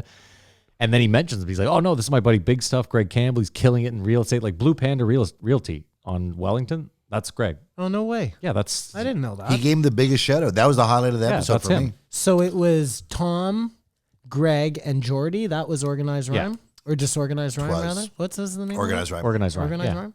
Disorganized was the record shop on Bank Street. Right. Oh, that's so fucking cool. Good for him, man. Yeah, so literally, I'm sitting there and I'm like, holy fuck! I'm yelling at Mary. I'm like, Greg. I'm like, He's this. way older than you. Greg is older than me substantially. Yeah, Like he's older than me. And younger than Tom. I know him because John Deck called me one day and was like, these guys are starting this like conglomerate musically. I was like, great. I don't partake in music, and he was like, no, but he's like, come meet these guys with me because they might need you for something. So I went and met them. They were starting this thing called the Sound Syndicate, which was going to be like a conglomerate of musicians in Canada. Anyway, that never panned out. Point was, they were starting a night at a bar, and they were like, well, we want you to bartend. So I got to know him through that, and we become friends. But like Greg went skateboarding with me last summer. He's a super cool guy. But again, I'm sitting there watching this guy, and then Mary looks at me and goes, how the fuck did Simon not go meet Tom Green that night? Well, that's the only thing that could How happen. did Mary... I cannot... I'm so angry. Hold on. All she had to do was say... Stop. Can I just say two Yeah, things? sure. I said that. I said to her, I said, I Mary, couldn't go meet him. hold on. I said this. I said, Mary, you were in front of him. He bought a piece of Simon's art. You could have then just said, this guy is on a podcast called the Joe Rogan Experience. Done deal. Hold on. She then brought up a good point. She was like, I called both of you. You both could have come down. Now, what I said to her was, how desperate and thirsty do I look? You could have gone down. No, stop. I said, how desperate and thirsty do I look? Getting dressed, going down there, being like, I have no reason. Hey, Tom, my girlfriend. Wait, hear me out. And she goes, okay, I guess you're right. And then she goes, what about Simon? And I was like, well, Simon's just never going to do that. But she brought up a good point. You have an in. Like if you go down there, he's bought your art. You can be like, oh, dude, thanks for buying it. Yeah, that's the craziest thing I've ever heard. All right. It's amazing how exact same thing, two totally different viewpoints. Three different viewpoints. Well, 'cause yours I had and my own. Mary's seem kind of the same, but anyways, No, because I didn't come to any conclusions. look at it this way, Maddie. You could have gone down there, Yeah. been a nobody. I have a beef with Tom. Oh yeah, you have a beef. Yeah, but he doesn't know you. I can't not bring up the beef. I can't have But a what if the only way you can save this podcast if Tom goes, Joe, I know you like aliens. I was in Ottawa. And he gives him Simon's photo. Wouldn't that have been amazing? Happens to have it hanging in his van. Oh, that would be fucking next level. Listen. Yeah, fine. I guess I could have gone down there as like the thirstiest artist in history. I wasn't going to do that. I know you weren't. I said, Max, just run over there really quick and be like, just check on the booze and be like, oh, you bought that? That's my brother. He does this. And Max said, no, I'm not doing that. And then I phoned him back and he said, okay, fine, I'll do it. And then he went and he was gone already. All Mary had to say. It was so fucking easy. Dude, she had his ear for 40 minutes. I said that to her. All she I needed said was that, Simon. 30 seconds where Simon? she said, you bought this? Oh, the podcast. Done. We would have been mentioned on the show. Simon, she had his ear for 40 minutes. I'm well aware. I said all this. It was cool that he mentioned Greg and Jordy.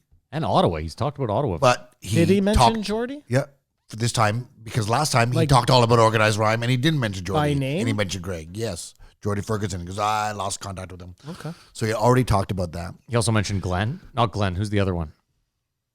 Jordy had- and Greg. No, he had two sidekicks on his show. Glenn, the bigger guy. Phil. Glenn Phil Humperdinck. Demers. Phil Demers. Phil Demers, who like worked at EQ? Maybe it's not Phil Demers. No, Yeah, not it's that not guy. Phil no, Demers. No, well, there could Or a be different two Phil Demers. Yeah, I'm It's sorry, Ottawa. sorry. He talked about Talked the about exact Vanier. same stuff except for the Vanier and the pubs that I went to. I remember those. Vanier was, pubs. Yeah, And of you'd course. always see fights. They were cool like that. So For listeners, Vanier is that was a a shithole. really auto. But he was about to go there, then he pulled back. I know. I was like, I can't believe he's not going to call Vanier a shithole. What a piece of garbage. But what I got from this is Tom is terrified of COVID, and if he dies in the middle of the forest, does anyone care? Yes. Because I think that's very possible that's going to happen. He'll never run out of gas, but I think he's like, come on, done. I don't think he's going to die in the middle of the forest. I hope he doesn't. But because of that, I chose the movie game this day is Into the Wild, Love that movie. about a guy that goes in the wild and never comes back because Incredible book. he misreads a book. Great movie. Doesn't usually happen where you get both. It's the movie game where Simon and Matt go head to head to figure out what year a movie came out, the budget, and the box office. Like it's either Tom has some ingenious idea right now, or he's going into the wild and losing his mind. And I think he's losing his mind. No, I think he's on to something. I think he's got a good idea. I think this is a great way to not be bored but still remain distanced from people. Like, sounds good to me. But then he was like, "Yeah, I'll do a show." Directed by Sean Penn, starring Emile Hirsch, Marcia Say Harden, William Hunt, Jenna Malone, Catherine Keener, Brian Deeker, Vince Vaughn, Kristen Stewart, and Hal Holbrook. About a young man who goes into the wild and never comes back. All right, I'm ready. Year? No, that can't be right. Okay, we'll do this. I have no idea. I said 2008. I also said 2008. Release date 2007, Well, I was thinking Obviously. 2009, so that I feel good at least, you know. and it's September 2007, so it's right there. Okay, budget and box office. Tell us something about the movie while we work. You already said it. Emile Hirsch, directed by Sean Penn. It was directed by Sean Penn. I didn't know Directed that. by Sean Penn, yeah, that's what I said. That's true. Huh. I did not know that. It was nominated for 2 Golden Globes and won the award for Best Original Song, guaranteed by Eddie Vedder. It was also nominated for 2 Academy Awards, Best Editing and Best Supporting Actor for Hal Holbrook. It was 148 minutes long. True story. You saw it? No, You didn't see it. You should No. absolutely go and watch that movie. I feel it's depressing. It's not depressing. It's a movie of triumph. Fantastic. It's a movie of triumph. Doesn't he die? He does. Oh, Plot spoiler. that's triumphant. He eats bad. Berries because he reads the book wrong. Or no, it's the moose meat he stores, or I don't know, something. Okay, let's go. You first. I'm way off. 18,076,000. Wow. I said it cost 17.9 and it made 56. Oh my God. Budget for the movie was 20 million. Box office 56.8. Wow. Wow. Holy Just needed shit. a year. Holy shit. Wow. And that's the movie game. Cleaning up. I wish you got the date. Do you guys know there's a real movie game? Do you know the real movie game? Like, this is our movie game, the Jerry podcast movie game, but there's a real movie game. And how he plays is you'd name a movie or an actor, and the next person has to say, if you say actor, then he's got to say movie. Say movie, you got to say actor, and you go on till someone gets stumped. Did you understand that? Yes, so I would say Shawshank Redemption. And then I would say, Tim Robbins, Morgan Freeman. oh, any actor from the movie. So you would say Morgan Freeman, and then he would say, I say Robin Hood, Prince of Thieves. Yeah, but our game is budget and box office. yeah, he's just saying there's something called that's the a game we movie invented. game This is already. the real Yeah. movie game. There's something called the movie game. I understand. Because you know that where this came from is that it was a board game that I wanted to invent. Well, now Yeah, it's that's going to where have it to came be from. called the Goovy Name. The groovy game. I was trying to get you guys to play the movie. We almost got to go in there, but Simon can't wrap his head around it. I don't know what you're fucking talking about. Oh, Robin Hood, Kevin Costner. Oh, you want to do this? So sorry. Okay. So Kevin Costner Dances with Wolves. Oh, you're done. It's a Canadian actor. He's done. Yeah, I'm done. Because it There you has go. to be any actor from Dances Yeah. with Wolves. Yeah, that's a tough one. You fucked me, Sam. So you have to take that one now then? Oh, is that how that you, works? you guys could go down to that. I'm out. Yeah. Oh. Or that gets discontinued? I don't. Well, again, we don't have the rules. to the movie Unless game you in can front of get us. someone. No, you'd have to get an actor from Dances with Wolves Yeah. to keep it going. It's that Canadian. Yeah, you know native how I. guy Yeah, I said that. Beach. That's not good enough. from Adam Beach. Isn't that his Not name? in it, no. What's the Canadian native guy's name? That's his name, isn't it? We are No, horrible the Canadians. old guy, Adam Beach, is a Canadian native guy. I know who you're He's- talking about. I know who you're talking He's about. in yeah. everything. Yeah, he's in everything. The yeah. He's everything. doctor in a show. Yeah, he's in got like a round series. face. He's got Yep, those cheeks you- like a I mean, bull, you- like yeah. a not like a bulldog, but what's that dog? Like no, you know the dog that's in the elevator going down here. Are you pulling him up? Simon, Connor? your flashlight's on there, buddy. Shit. But even if you figured out his name, It doesn't matter. So Game that's- over. so that's That's the the real movie stumper. game. Okay, so if that's- you ever want to win the movie game, Dances with Wolves. That was like that game. Yeah, that could be a fun game though. Like It not is a fun for game. us, but just oh no, we for got to do it again from be a now good on. car game. Graham Greene. card game. Car. Car. Like you're driving Yes, somewhere. You know what I mean? It doesn't exactly. take anything. Well, You can I'm just going to kinda- try to implement more, but his name is Graham Greene. Graham Greene. That's exactly who it is. Yeah. Yeah. And then from Graham Greene, you'd have to say. Oh, you have a lot of choices. I just can't think of one. Hold on. Well, Adam Beach. Oh no, No. it's a movie. Yeah, because no, for sure they were in something together. Sure. I don't know what, but something. That's a fun game, actually. That So movie that game. guy That's was not in It bad. is. You can say Wind River. That guy was in a ton of shit. But could you say TV shows or they have to be movies? And then you can Movie say game. Jeremy Renner. Oh, and then from there you just Avengers. open up. Yeah, From that's there, what you from gotta- Avengers, you can open it wide That's the fuck huge, up. Yeah. But you stumped me with Dances with Wolves. But that's it. You're trying to win, so you Yeah, want to do so something like that's a- Dances with a Wolves. game You never want to do style. I don't Avengers. know if you're trying to win or you're trying to keep the ball up. I think games Oh, are so it's meant more of to a win. volley Well, you game. guys are super competitive. It's a cooperative game, is what you're saying. I think you can choose to give a lifeline or a roadblock. Are you just making this up, or do you have a real knowledge of how this game Well, you just works? gave me Dances with Wolves. I couldn't name anyone, so it's Yes, anecdotal. so I won. Yeah, but you could have said give you the Untouchables. You could have said Untouchables. I could have, and then what would you have said? Sean Connery. And then you would have said Oh, I would have tried to fuck you then, and I would have said Okay. like Doctor No. Doctor No, but then I could have just taken like. So it'd have to be somebody from Dr. No. You see what I'm that's saying Really is- tough. You would have said The Rock. Oh shit! So, If I Simon, only basically- knew Q, who played Q? Think about this: if you have a wide range of movie knowledge and even better obscure movies, Yeah. then you're winning this game every time because you I- can just pull I- out some I don't indie think I film. would be great at this game. Well, we'll see in the weeks to come. Anyway, back to Tom Green. It was gross how handsy he was. It was gross how handsy he was. I love you, Joe. He kept reaching out, kept high-fiving him like 6 or 7 times. You forget what drinking is like, don't you? No, I don't. I think you really look, in all fairness, let's do this in two parts. Let's talk about the first 2 hours and then let's talk about the second 2 hours, because these are two wildly different podcasts. And to not give him anything for the first two, he was fine. He was normal. He was Tom No, Green. he was falling on his face when he said, I'm doing a country rap album. It's called Crap. And Joe just breezed over it like he was in trouble the whole time. You just... it was I too want to put hate on him, together. but I love him because he's OG and he talked about Vanier and pubs and stuff. But he was so gushing over to Joe, and then Joe was gushing over him. They talked about the Anthony and Opie show the last time he was on about the start. Like, they talked about his studio he had. And it was so weird that Joe was like, or Tom was like, but you made it work. Because he's like, I guess I quit. Because he's like, you inspire people to keep doing stuff. So this time I'm going to keep doing it. And who knows? He went on there to promote his Tom Green interview show. Do you think you're going to watch it, though?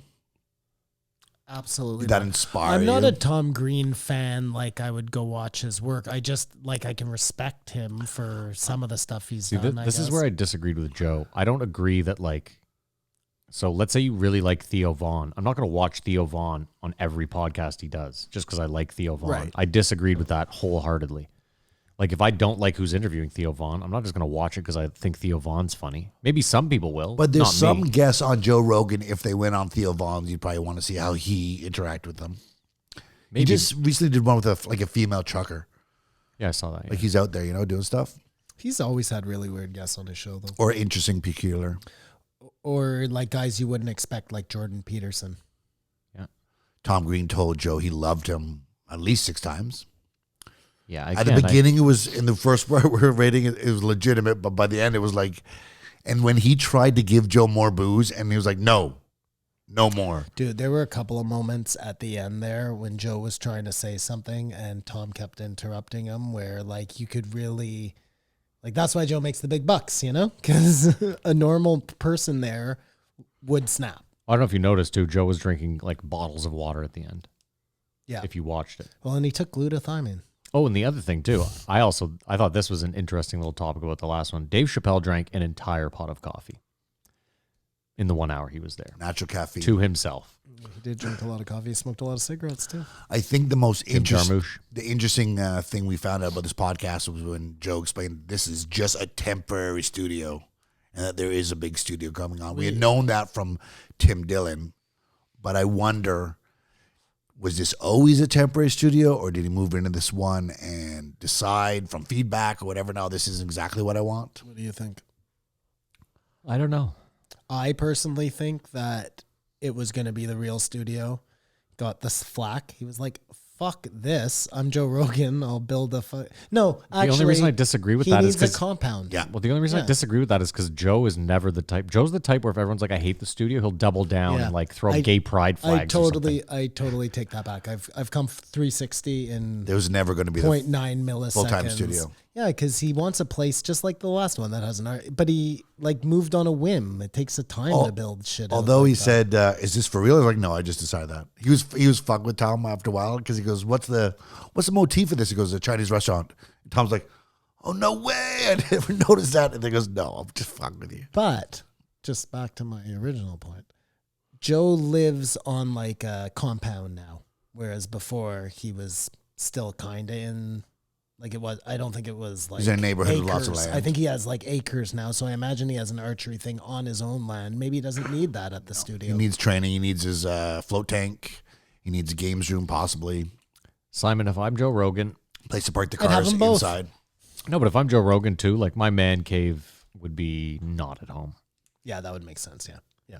Yep. Again, if we're going back to this unlimited money thing, I Yeah. build myself a little Tim Pool skate park, put a basketball net in there, Well, a you pool table. you make your man cave in New York City. It's What, a right lot now? more money. No. It's a No, lot not more right money. now. No, now you can get something for cheap. I agree with what's his name. If I had tons of money, I'd be buying up New York real estate. Well, listen, smart people are probably doing just that. Of course they are. The long game. Did you notice when Joe started talking about Mike Ward? He was like, "Oh wait, I had him on this podcast," And then they started talking about the lesbian thing, and Tom didn't want to talk about it at all. Like he could have said, as a Canadian artist, and he was like, Joe, your shirt, fighting. There's a fight coming up. Tell me about it. And then it's like, gets lost in that fighting thing that Tom doesn't want to talk about. He goes, so Joe, you enjoy this fighting thing? Like he was out to lunch. If you don't know that Joe Rogan likes fighting, and he's a fan of the podcast because he referenced many episodes, he shouldn't have done this. I mean, Tom's a weird guy. Or he should have stopped at 3 hours when he was showing him his military boots, and Joe goes, are you showing me your boots at this point? We should wrap this up right there. Let's stop and talk, though. 4.5 hours for any, like, you got to be somebody really special for 4.5 hours. Come on, this has gotten crazy now. I'm being totally serious here. 3 hours is too long for most people. 3 hours is too long for most people. Yep. An hour and a half is probably the sweet point for most people. And then 2.5. If you're great, 3. If you're a superstar, 4. Like, and I mean like an intellectual guy who can handle himself. And 5, Dave Chapelle or honestly, Bob Lazar or whatever, you know? I don't even know that I want to hear 5 hours with someone. It's too long. The one thing is neither of them urinated. Very impressive. And I just realized to me, Tom's been on the road for the last 3 weeks by himself with the dog. And just was like human contact, didn't want it to end. Because once it ends, there's going to be a sloppy trying to direct him out of the studio, take his keys away, put him in his van, say thanks for coming, Tom. Like if Joe had a show for Tom, it would have been a disaster there. Yeah, we know where Tom spent the night, not that night. Yeah, in the parking lot of Joe's compound. Yeah. Waking up in his own vomit. He wasn't driving anywhere. I would love to hear follow up what he thinks of the experience. It was interesting when Joe gets those things like he challenged the Jean-Claude Van Damme doing the splits on the 2 trucks. I saw a video on that, and I think it was legit. Well, no, they debunked his debunking in this episode because James was like, no, they had a harness. A harness. But he was worried about his ankles. But if you're pushing, you know how you'd climb up a wall? I used to do that, yeah. So it's like a force thing rather than the force coming down on your ankles. I'm just surprised Joe didn't put that together. Did you see the footage? I did, yeah. Either way, you should all Google Jean-Claude Van Damme kicking people. And he used that to try to tell Tom to start drinking some water. Because the interesting thing about Jean-Claude Van Damme is he drinks all night, but he drinks a liter of water with every drink. And Tom was like, oh, but didn't heed the advice. Because when you're doing push-ups on Joe Rogan, that's rock bottom. When did he do push-ups? He was like, let's do push-ups. I can do 10 push-ups. Like, you don't have to do push-ups. Like, I'm going to do it. Like, I missed that. Stop him, Tom. Yeah, no, it was just... But he's from Ottawa, and he bigged up the city. He needed to have like a handler at that point who was like, you know, from off the thing, telling Joe, we're done here. They talked about AC/DC. That made me happy. And the clarification with Jimi Hendrix is he played left-handed with it upside down. The guitar was actually upside down, strung the other way. They couldn't figure that out, what he did that was different. Okay. So it's not upside down. So the guitar was fine. It's strung upside down. Like you'd have the big string on the top, Yeah. and the little string on the bottom. Yeah. His little strings at the top. So then it wasn't the big strings strung at the bottom. So then isn't it just flipped over? Yeah, that's what I'm saying. Yeah, when you just, because he's So left-handed. he just played it right-handed, lefty. But the little strings at the top, Yeah. normally it's at the bottom. Hold on a sec. Hold it. Wait, am I being stupid here? It's at No, the it's- it's at the so bottom, Simon, and think then it's about at it. the top. Yeah, Yeah. you're just flipping the guitar. Yeah. You're not But restringing it was restrung. But why would you have to restring? Oh, I'm saying. oh, I see. So he could play it on his right side. It's the just opposite he was way? just different than every other guitarist in the world. No one else I'm plays with you like and that. Lost. Like if he's left-handed, you would just, like you're saying, you would just take the guitar and flip the arm over here, and then it's upside down. Yeah, and you're playing with the other hand. Yeah. You wouldn't have to restring it, though. I'm lost there.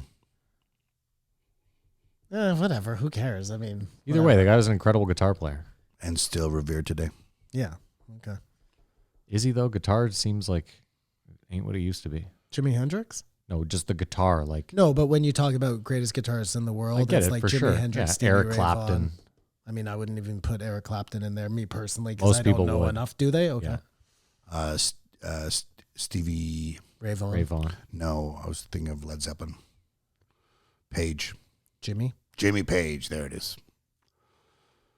You guys happen to listen to AC/DC's new album? No. God, no. It's all right for a bunch of old guys. God, no. Yeah, no, not interested, but good for them. So yeah, but I was happy to see Tom big up Ottawa and stuff, but I felt bad for him at the end. Yeah, I felt bad for him too. He has great taste in art, and he just stayed on too long on the podcast.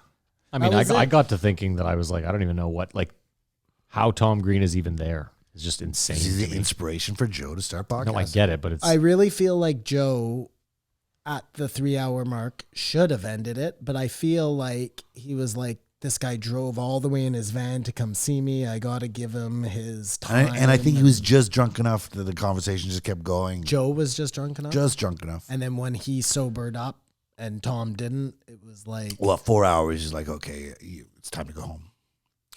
You don't have to go home, but you can't stay here. dude, when I saw 4.5 hours, I was so bummed. I was so bummed because I'm like, who needs 4.5 hours? What, unless Tom Green told us a new thing about gravity, I don't Exactly. No, again, I said to myself, Dave Chappelle better kick in the fucking door at the 2-hour mark of this one as well, because there's no worldly fucking. I think he's reason for lonely and this. afraid. And he asked to be on Joe's show. I did not. Driving through town. No, the Chapelle. Comedy. Oh, yeah. What are you talking about? Because Joe said, I'm doing a residency with Dave. Oh, yeah. And Tom. Tom said, oh, can I do a spot there? And Joe was like, oh, Like- yeah, for sure. And then he was like, I've never met Chapelle before. I feel like Tom Green should have been doing theaters before COVID. I wonder He what should have been that big. you think?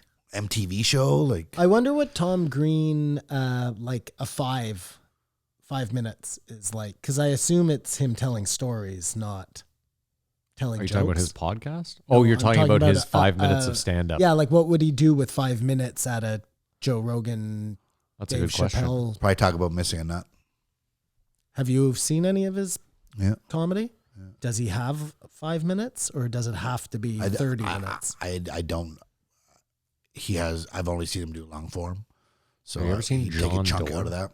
Yeah, The funniest. I know. It's incredible. Funniest I've ever seen live. John Doerr is the funniest you've ever I've seen. never live. laughed harder. He's one of the funnier. You saw Bill Burr. Fuck Bill Burr. Uncontrolled. But I'm saw not, him. I'm I don't not know. joking. I saw him as well, and I felt kind of the Really? same. Bill Yeah, he was Burr in a incredible small live. space, maybe. John Who Doerr, knows? he's like handsome. From Ottawa. Yeah, from Ottawa. He had the show, The John Doerr Show. Yeah, so I know him. Like I know him. But know his him. stuff he's is so. funny, but I never would have said Oh, like dude, I the saw him. funniest of all I saw him time. at Yuck Yucks, and he was fucking Like incredible. live, just live. What I've seen live, my reaction, wanting the comedian to stop talking so I can catch my breath. Like funnier than like Jim Jeffries that we saw. Well, no, again, okay, it's tough to say because we saw Jim Jeffries in a 3,000 person, But he's just so fucking silly, and his concepts are so No, out there. that's great. I want to see some of his Simon, stand-up if you're now. asking me if I think John Doerr is a better comedian than those guys, absolutely not. I'm just saying that the time I saw him live, he was incredible. I want to talk about Kenny and Spenny Yeah. in 1 second. Sure. But before that, do you like Hots? Yeah, he's very funny. Do you know who I'm talking about? Fucking Dude, terrible. He was here last time. You think he's terrible? I hate his Oh, comedy. I think I he's was so in funny I was in too. a comedy competition, and he came in the middle of it. Weird. It was he's total- very respected by other comedians, like older comedians. Yeah, I'm just saying. Well, He's what not I'm like tr- a nobody. No, he's definitely not. Say there's 10 comedians on the contest. 5 went, then they put him on. He obliterated the room. It was so unfair for the next person to go on and follow him and everyone else after. But he's such a timid, meek man. His nephew's Like, incredible. person. But He has a didn't little win dog. the competition. He wasn't in the competition. He just dropped in. He's a douchebag for this. Okay. Can I get on? And the owner put him on. And then no one could follow for the competition. He should have closed, but he wanted to go. He's hilarious, but he's not a cool guy. Anyways, Kenny and Spenny. Yeah. Kenny versus Spenny. Kenny versus Spenny. Thank you. Show you watched? No. Show you watched? Show I watched. Show I watched. You didn't watch it? It's very funny, yeah. Very funny. Except it'd be better if it's like professional wrestling. Spenny always wins, right? Yeah. If you never knew and there's wild cards, It would be better if I it think was so. more real. Yeah. Yeah. I think so. I agree. Yeah, too. it just felt like one guy was always the heel and one guy, you know what I mean? Like, I get that. It's a thing they're doing. Except but sometimes Spenny won. Not often, Rarely. but sometimes. either way, I just, there was something about that time where it didn't appeal to me. Wasn't a big The Kenny popcorn Rogers. one is hilarious. Like the punishments were really hilarious. The punishments. Don't you like that part of Impractical Jokers? The punishments? I actually, like, I don't care. Like, if they just did the show and there was no punishment, You'd be fine with I'd be that too. fine. But yeah, listen, there are, of course, dude, when the guy got the finger up his ass and nearly pissed my pants laughing, when Sal has to go to the bingo hall and yell out bingo. Oh, the bingo one's great. Yeah. So yeah, I mean, I love that stuff for sure. But you know what it was though? Them versus the Impractical Jokers is none of the Impractical Jokers it doesn't seem like anyone's, I don't know. Like even when someone loses, it's all in good fun. It felt like Kenny versus Spenny had like more of like a vindictive aspect to it. I don't know why. And the fact that Tom Green hasn't capitalized on Mary J. Green, his mom's name. Mary J. He's lost. Green. Dude, the fact that Tom Green is rich is ridiculous. Let's just stop and think about that. for a No, minute. it isn't. Yes, it is. He's making a cartoon. He was on MTV when MTV was something, Yeah, how did he get to MTV? doing his public access show. In Ottawa, yeah. And what did he do on that? He like sucked cow tits and did like... His Christmas special is one of the funniest things I've ever He seen. was married to Drew Barrymore for I a know, sec. Their house burned Then down. he went and did their podcast. Yeah, and I after don't not think it was talking good. for 10 years. Yeah. Really? It He's wasn't lost. good? No. He said it was fine, but I bet it was hard for him. And I think he's lost. And I hope all the best for Tom. You think he's lost? That's I interesting. do. Because he said, I'm living healthy. Then 2 hours later, he's like, I'm not very healthy. He's Well, just he so only scared. said he's not living healthy after Joe was like, you can't live off beans and corn. He thought he was being Yeah, healthy, he thought- and then he realized Yeah. that, oh, and he realized shit. who he was But sitting he in front should of. be exercising and doing all these things. He's 'cause his hiking fear. through the woods and shit. He's lifting weights every 7 days. Anyways, I love Tom. I just wish better for him. What can you do? Well, we can't do shit. He's on his own. He's fine. He's rich. What's his worth? $5 million. There you go. Yeah, I think he's going to be just fine too. He didn't sell his house in LA, so he's still got an asset there. There you go. Tom is fine. Yeah, I don't think he's going to do this forever because He doesn't know what he's doing. just a tactic to deal with COVID. It would seem to me too that like if you're at home, sometimes it's hard to work. That's just for some people, it's hard to work. So this kind of forces you out into situations where you're going to be productive. Listen, I talk about this all the time. Tom Green got famous through, I guess, comedy, you could call it, but it wasn't his main passion. Music is his main passion. Clearly. He's doing country rap now. Crap. Even Calls big it crap. stuff, even big stuff, who's still a fucking real estate agent. I still see him all the time. He's a like, great DJ. yeah, but he's still constantly like, oh, I'm working on music with this guy, that guy. I'm like, dude, you're 40. But then I think about it, I'm like, whatever, let him do it. He's fucking still living the dream. Still loving Yeah, it. like I said, I wish the best for Tom. I think he's going to have to figure something out. All right, so what do we rate this 4.5 hour train wreck? It's a tough one. Yeah. I'll rate it in two Kind parts. of, yeah, I got to admit it. You know, I don't know that I always believe in signs or whatever, but like to have Chapelle on and then Tom Green after, I was like, yeah, I don't know. Interesting. Are you gonna rate it? Why? What? Huh? I just meant for me, someone I always wanted to go on, finally goes on, followed up by someone who literally grew up where I grew up. Who's your arch nemesis? Yeah, that is. Okay, I'll go first. I want to beg on it, but I love someone making a fool of themselves. I give it a 4. And I want to find out what he thinks of follow up after it. And if Joe says anything in the past, in the I give it a future. I give it a 4 too. I wasn't nearly as bothered by his drunken retardedness as you guys. I didn't really care. I was bothered by the length more than anything. And the fact that they talked about a bunch of things they had talked about it before. The head injuries. I'm clearly the biggest Tom Green fan out of all of us, but I give it a 2. Oh, I thought it was going the other way of that. We're getting a big 5. I thought we were getting the first ever What 5. the Yeah, fuck? Get the fuck out of Drunk here. Tom Green. I got a little bit of. I thought maybe you're just throwing another curveball. I don't know, Simon. I was like, listen, this guy's going to do what he wants to do. I'm not going to shit on him for it. No, it's all good. Everything's still right in the world. Oh fuck. Well, Yeah, four no. Then you're episodes in back. a week. It was not good, and I feel sorry for Tom because I know he's gonna watch this and be like, "Fuck." That's all I want to know. If I knew I'd get that, I'd give it a 5. Because See, he this is wouldn't what- have gotten that drunk. This is what I want to know, though, is like, obviously, if Joe invites us on, the next day we're watching it for sure. And we're critiquing. But none of us are getting blackout drunk on No, it. but hold on. But do you, like, obviously we know that Dave Chappelle didn't bother going home and watching. He doesn't give a fuck.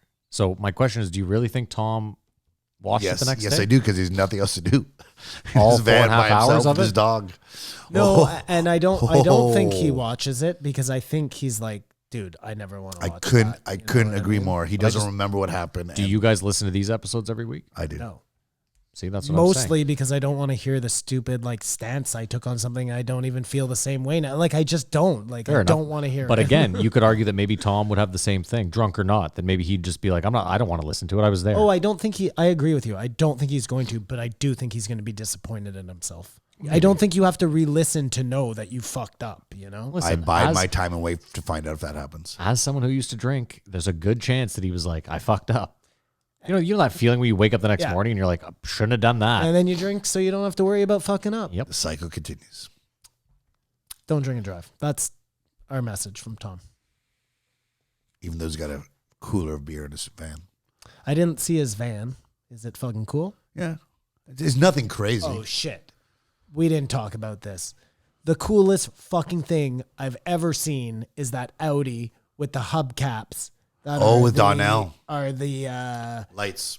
light. That is so fucking cool, man. Yeah. That is so cool. It's pretty cool, yeah. Dude. Light in the road. I started thinking about all the things you could have on your car like that. Like, what are we doing? We're worried about electric. Fuck electric cars. Everybody. But should what have if those? What if drones. those drones hit a tree and all of a sudden you have no lights? Well, are you saying that they would build the car with no redundant lights I whatsoever? think those where the headlights come off. I'm and then pretty the sure you headlights. also have some lights if you A need redundancy, them on the car. yeah. Like, That would be my assumption, but I mean, I'm not a car maker, so. I'll wait until they figured it out. It's a concept car. No, but but yeah, it was super That cool. was really cool. That was really cool. All right, That's it. that's it. All right, thank you so much for listening. If you made it this far, fucking incroyable. You can follow us on Twitter and Instagram. It's JREE Podcast. You can follow Kamar on Instagram. At Kamama Bar on Twitter and Instagram. There's a Patreon, patreon.com/JREE Podcast. If you want to do that, that's fine too. And we have a YouTube. It's youtube.com/JREE Podcast. If you want to see our ugly mugs, Like and subscribe to prevent the shadow ban. do that. And I don't think I'm missing anything today. Nope, sounds like I didn't. Did you say the Patreon? Yep. Hit the Patreon. That's it. Thank you so much for listening. We hope you have a great weekend, and as usual, Keep your eyes open.